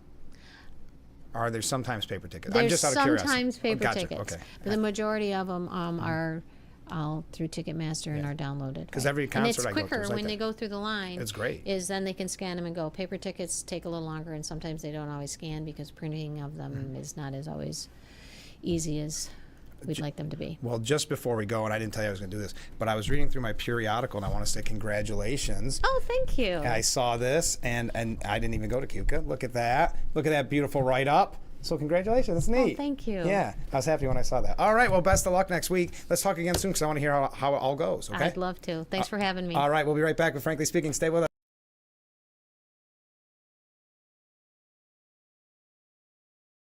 Attention, Elmeron may lead to vision loss. If you have suffered vision problems after taking Elmeron to treat bladder pain, call the Hearn Law Firm. Elmeron may be responsible for your vision problems, and you may deserve compensation for your injuries. If you took Elmeron and now have vision problems, call the Hearn Law Firm at 888-308-3866 right now. You could find out if you qualify in less than 2 minutes. Call 888-308-3866 for your free case review. When you're on, don't forget to visit our Facebook page at Big Fox News. Catch up on news from the Twin Tiers. Vote on the daily question and hear about local events. All on Facebook.com/Big Fox News. Is this your mom? Yes. And that's your dad? Nope. I'm the father. Even if you're the father, you're lying. My family does not like my boyfriend. Solid family. I've had enough of this. I'm not your mommy. Now you're just talking crazy. Don't do that. I'm not your auntie, I'm your mother. Can't cross mama and come in here and get treated nice. Your case is dismissed and so are you. When you're on, don't forget to visit our Facebook page at Big Fox News. Catch up on news from the Twin Tiers and hear about local events. All on Facebook.com/Big Fox News. Fox 10 p.m. News is the first primetime local news for the Twin Tiers. Our reporters, Haley and Dante, scour the southern tier to bring you up-to-date news regarding local businesses, economics, and how national decisions impact our area. If you're not near a TV, don't worry. You can also catch our 10 p.m. news live on WYDCTV.com/livestream. Don't miss Big Fox 10 p.m. News on WYDC, on TV, or our website. The Frankly Speaking Roof Cam, brought to you by Boss Security in Horseheads. Contact them today for all your business and home security needs. We are back, broadcasting live from the Hesselson studio. Thank you so much to Don Berlew for being our guest. It's hard to believe next weekend kicks off race weekend at the Glen, and we're glad to learn about some of the new programs. I think that's really cool about Syracuse football partnering with number 44. That'll be one to watch. Not saying I'm rooting for anybody specific. I just think that'll be neat. And just so much going on this year. We appreciate Dawn taking time because this is her busy season. All right, we have so many great comments that came in during our conversation. Let's get right to them during the Steuben Senior Services Fund section of our program. Steuben Senior Services Fund, empowering seniors to age at home. I don't want to spill my drink. All right. Morning, Frank. Well, good morning, Sergeant Dave. I haven't heard from you a little bit. Good to hear from you. Did it occur to anyone that Eric Swalwell's stunt with the barbells might be fake? Now, I did a little research. I was not aware of this. I don't know how this missed my radar, but Eric Swalwell, who, I'm not saying this because of any political affiliation. When you watch him in these hearings, he very often gets embarrassed. The one with him and Ben Shapiro, he was not ready to get the pushback because Ben Shapiro, love him or hate him, he is very smart. He's very quick on his feet. And it was awkward. But Eric Swalwell trying, and probably just another person trying to make, become the face of the resistance. So what he did is he was lifting barbells and making political points while he was doing it. Awkward, yes, but he thought that was an effective message. Well, Sergeant Dave says, I used to pump iron when I was young, and the technique was to breathe during the repetitions. I've never seen anyone have a conversation while they're pumping iron, and it looks so easy. I think it was plastic weights on the bars. Thank you. I like your thought on that, Sergeant Dave. I'll have to watch the video. Doing the research, I saw just a little clip of it, and I had seen plenty with that little clip. So thank you. Next up, comment from a different viewer. Regarding the anti-natural gas issue, it seems extremely unconstitutional, and New York State should be taken to court over its communist rule. I believe there will be many more court cases in regards to that. Comment from a different viewer. Hochul for president. Yes, please, dear God, let her run. My wife and I were laughing so hard until we realized it might be true. I think Elise Stefanik is onto something there. And the only reason I say that is some of the national attention that Hochul's been trying to get, yes, it's normally in regards to New York State issues. I think she does, in the back of her mind, remember, she's surrounded by yes people. She may very well think she has a chance at running for president. She's got the ego. She doesn't have the talent. She doesn't have the political chops, but she's got the ego. So I think there may be a grain of truth in there. Oh, this was for our guest, but as you know, the interview was pre-recorded yesterday. Ask Dawn how interesting it would be for racing with electric vehicles. Not down with New York State. Yeah, that would be, that'd be interesting, wouldn't it? Pit stops would be, 4 or 5 hours to recharge the batteries. It'd be the longest sporting event in history. Mark writes in, if Hochul runs and becomes president, I'm moving to Canada. Thanks, Mark. Next up, Ken writes in, I honestly hope Kamala runs for president again. It dramatically helps the Republican candidates and gives us some comic relief during the serious business of electing someone to represent America. I think you're right. I think she wants to run. I mean, the fact that she, if you didn't hear us this morning, she did decide that she's not going to run for governor of California. Is that setting her up for a 2028 run? I believe, speaking of Hochul's ego, Kamala has an ego on her. You know that. So, ooh, that's an interesting one. Who would win in that primary, Hochul or Harris? Comment from a different viewer. Good morning, Frank. Well, good morning. Our smartphones are now learning that anybody who's anybody listens to Frankly Speaking. Thank you. Yes. Yep, your smartphones will soon be having ads for Frankly Speaking. No, I hope not. I don't know. I have no knowledge of that whatsoever. But yes, thank you for the kind comments. I do appreciate that. How are we doing on time? We do have to take another short break. But did you see Zohran Mamdani yesterday backtracking on his unpopular defund the police stance? This is after that police officer was shot dead in that Park Avenue senseless attack. I am not running to defund the police, he said in the highly anticipated news conference. Okay. This was hours after he visited slain cop Dadrul Islam's grieving relatives. Now, there's numerous tweets of him saying the complete opposite. One police source said, people are fools to believe he will help the city. A wolf in sheep's clothing, said another. Now, he didn't want to fund the police to define his candidacy. It's necessary to move on, one person said. Politico put it a little nicer. Mamdani backs away from, quote, out of step to fund the police posts. I'm not defunding the police. I'm not running on defunding the police. Over the course of this race, I've been very clear about my view of public safety and the critical role that the police have in creating that public safety. He has said not that long ago that he wanted to end the exact elite force of police that stopped that attack. Widows of grieving moms of fallen NYPD officers slammed Mamdani's switcheroo, they're calling it. Now when a police officer is killed, he wants to say, oh, I support the police, said the mother of a slain NYPD detective, Russell Timoshenko. Other relatives who lost loved ones said it's too little, too late. This is breaking my heart all over again. It's the worst nightmare for the family right now. Our hearts go out to them. He also called for a ban on assault rifles nationwide, echoing what Governor Hochul said the day before. He called for, quote, an assault weapons ban, saying a national ban against assault rifles is part of a vision of stronger gun laws. He reported that Hochul pushed an assault weapon, or it was reported that Hochul pushed an assault weapons ban on Tuesday. Well, Mamdani, he had a gun with, he said it was an assault weapon, despite the fact that New York banned such firearms.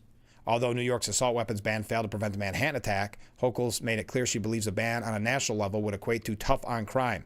Mamdani echoed her words and called for such a ban to be enacted nationwide and said that if elected, he will lead calls to pass such a nationwide ban. You know what's scary when we talk about the state of New York and the state of the Democrat Party?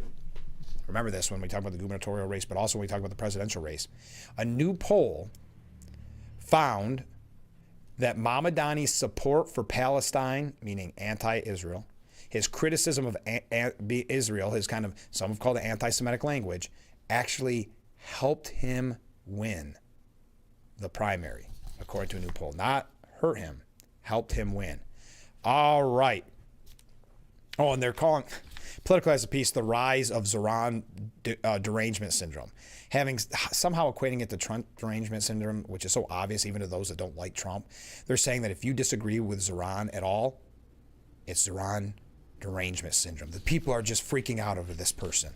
Well, he wanted to fund the police. He stood by anti-Semitic language. The list goes on and on. The lightning rod mayoral candidate's defenders were quick to respond. You don't need to read 16,100 tweets to know that. He says it on his website.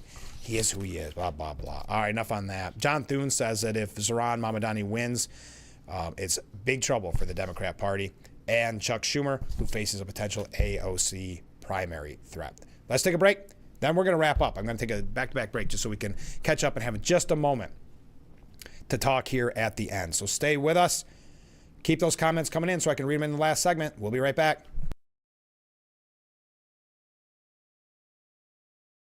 When you're online, don't forget to visit our Facebook page at Big Fox News. Catch up on news from the Twin Tiers. Vote on the daily question and hear about local events.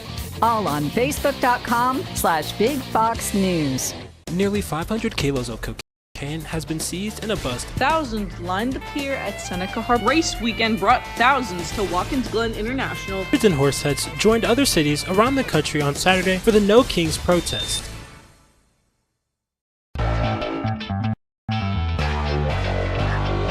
Welcome back to Frankly Speaking here on WYDC TV Big Fox. I'm your host, Frank Acom.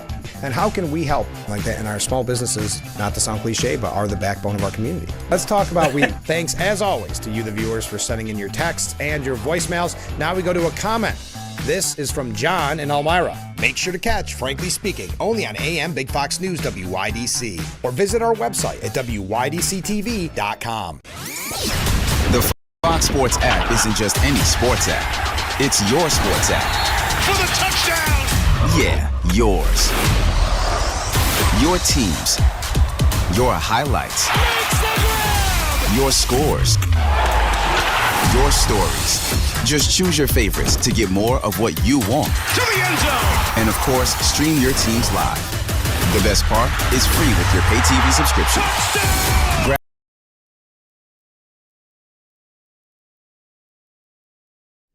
The Frankly Speaking Roof Cam, brought to you by Boss Security and Horseheads. Contact them today for all your business and home security needs. We are going to take another short break. I didn't need to rush it that quickly because I want to read these comments, and then we'll read other comments when we come back as well. No, let's do this. Let me get through a couple stories, then we're going to read your comments. So keep getting those comments in. I'd love to do the last segment of just what you have to say because we've been having a blast this morning. It went too quick. This show is too much fun. How we ever did an hour is impossible to even imagine. Hey, Jimmy Gomez said the truth out loud accidentally. He said the future of our country depends on Democrat-run states redistricting to add seats to the House of Representatives. Yes, gerrymandering is the future of our country, according to Democrat Jimmy Gomez. Can't win by following the rules, might as well cheat, right? Pelosi said Governor Newsom is right. The 2026 election is being rigged. Okay, so now we've got election deniers. Good. Did you also see that Pelosi scolded Jake Tapper? Jake Tapper said, this afternoon, President Trump mentioned you, and he made an allegation about your investments. And then he played the clips. After the clip played, Tapper said, we seem to be having some, let me just read what he said. I'm sorry, we had some sort of technical issue. Okay, so they didn't play the clip. Nancy Pelosi became rich, and Pelosi interrupted. Why do you have to read that? We're here to talk about the 60th anniversary of Medicaid. That's what I agreed to come to talk about. Ooh, wow, the elitist mentality. She agreed to her left-wing media. You only ask her the questions that she's been prepared for. Wow, that's what I agreed to come to talk about. If that doesn't show you who Nancy Pelosi are and the Democrats are when they get to work with their friendly friends in the media. Tapper said, yeah, but I want to give you a chance to respond. He accused you of insider trading. What's your response? She said, that's ridiculous. In fact, I very much support stopping the trading of members of Congress. Not that I think anybody's doing anything wrong. If they are prosecuted and they go to jail. But because of the confidence it still instills in the American people. Don't worry about this. But I have no concern about the obvious investments that have been made over time. I'm not into it. My husband is. But it isn't anything to do with anything insider. Well, she's against it. She's only made a fortune off of it. She's against it. All right. Taking a break. When we come back, reading all your comments. Get the last ones in. We'll be right back with Frankly Speaking.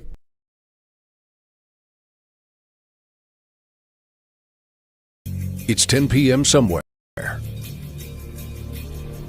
Do you know where your kids are online?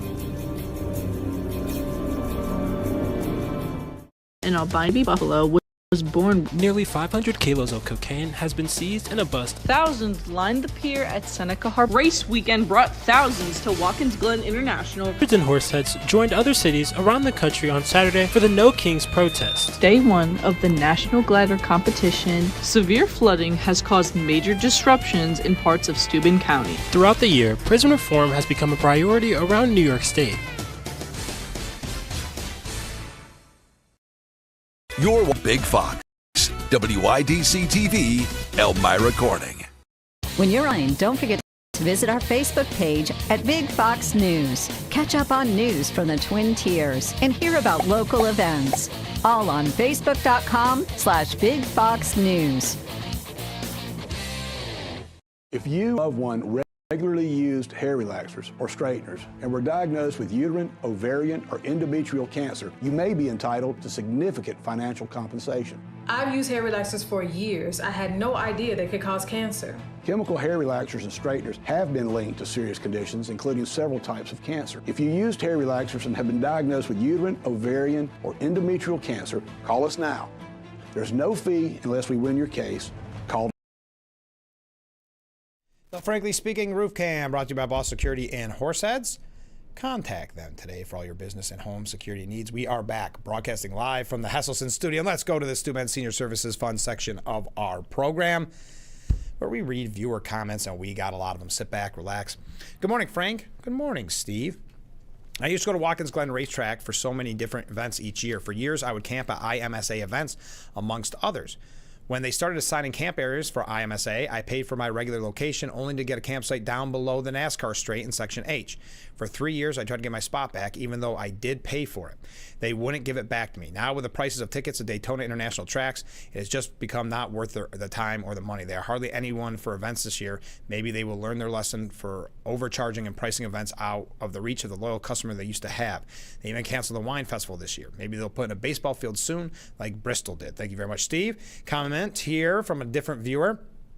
Frank, if you need a good belly laugh, you need to check that out. That's the Eric Swowell working out, making comments in between reps.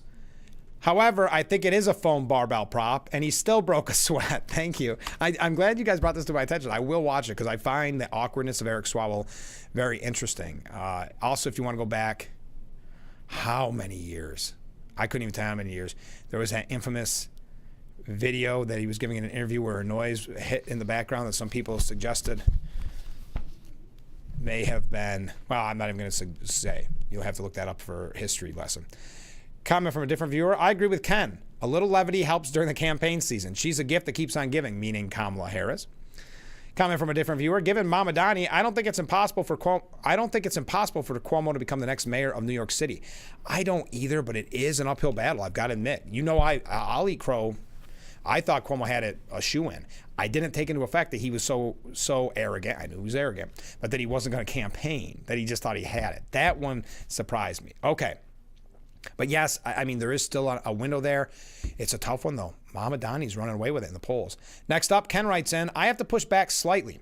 Hochul isn't surrounded by yes people. She's surrounded by her handlers. That's a fair point. That's a fair distinction, Ken.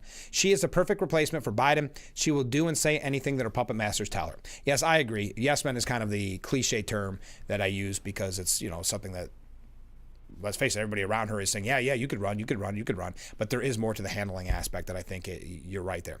Comment from a different viewer. Frankly, imagine a high-speed EV pileup during a future NASCAR race at the Glen.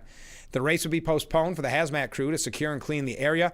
Then we'd have to wait a few weeks until the EPA confirms it's safe to resume the race. Yes, longest racing in history if they went to all EV cars. Yeah, pileup.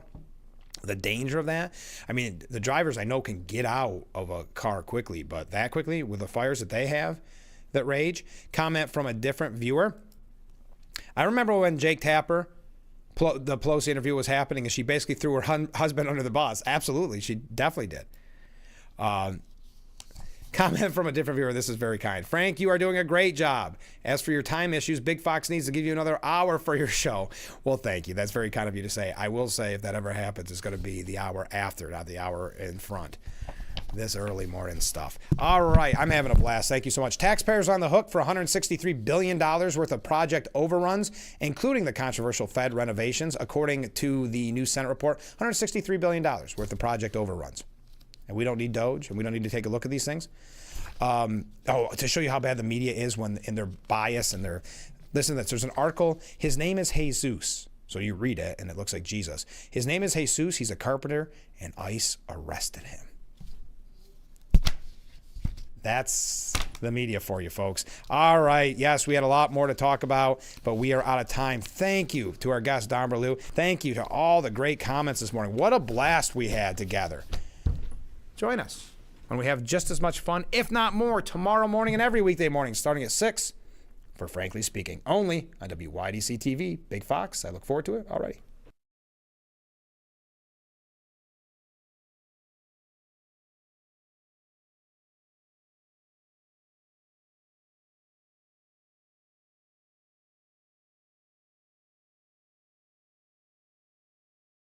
Hi, this is Tom Witzel, owner of Hesselsen's in Amara Heights. At Hesselsen's, we care about your well-being and overall health, whether it's relieving stress, muscle recovery, increasing circulation, or just revitalizing the body. Hesselsen's now has 2 complete line of infrared and traditional rock saunas in our new and expanded showroom. Come in today and see why owning a sauna is the start of your new healthy lifestyle. Hesselsen's is still locally and family-owned and operated in Amara Heights. After 70 years, it's still fun to poke in the corners at Hesselsen's.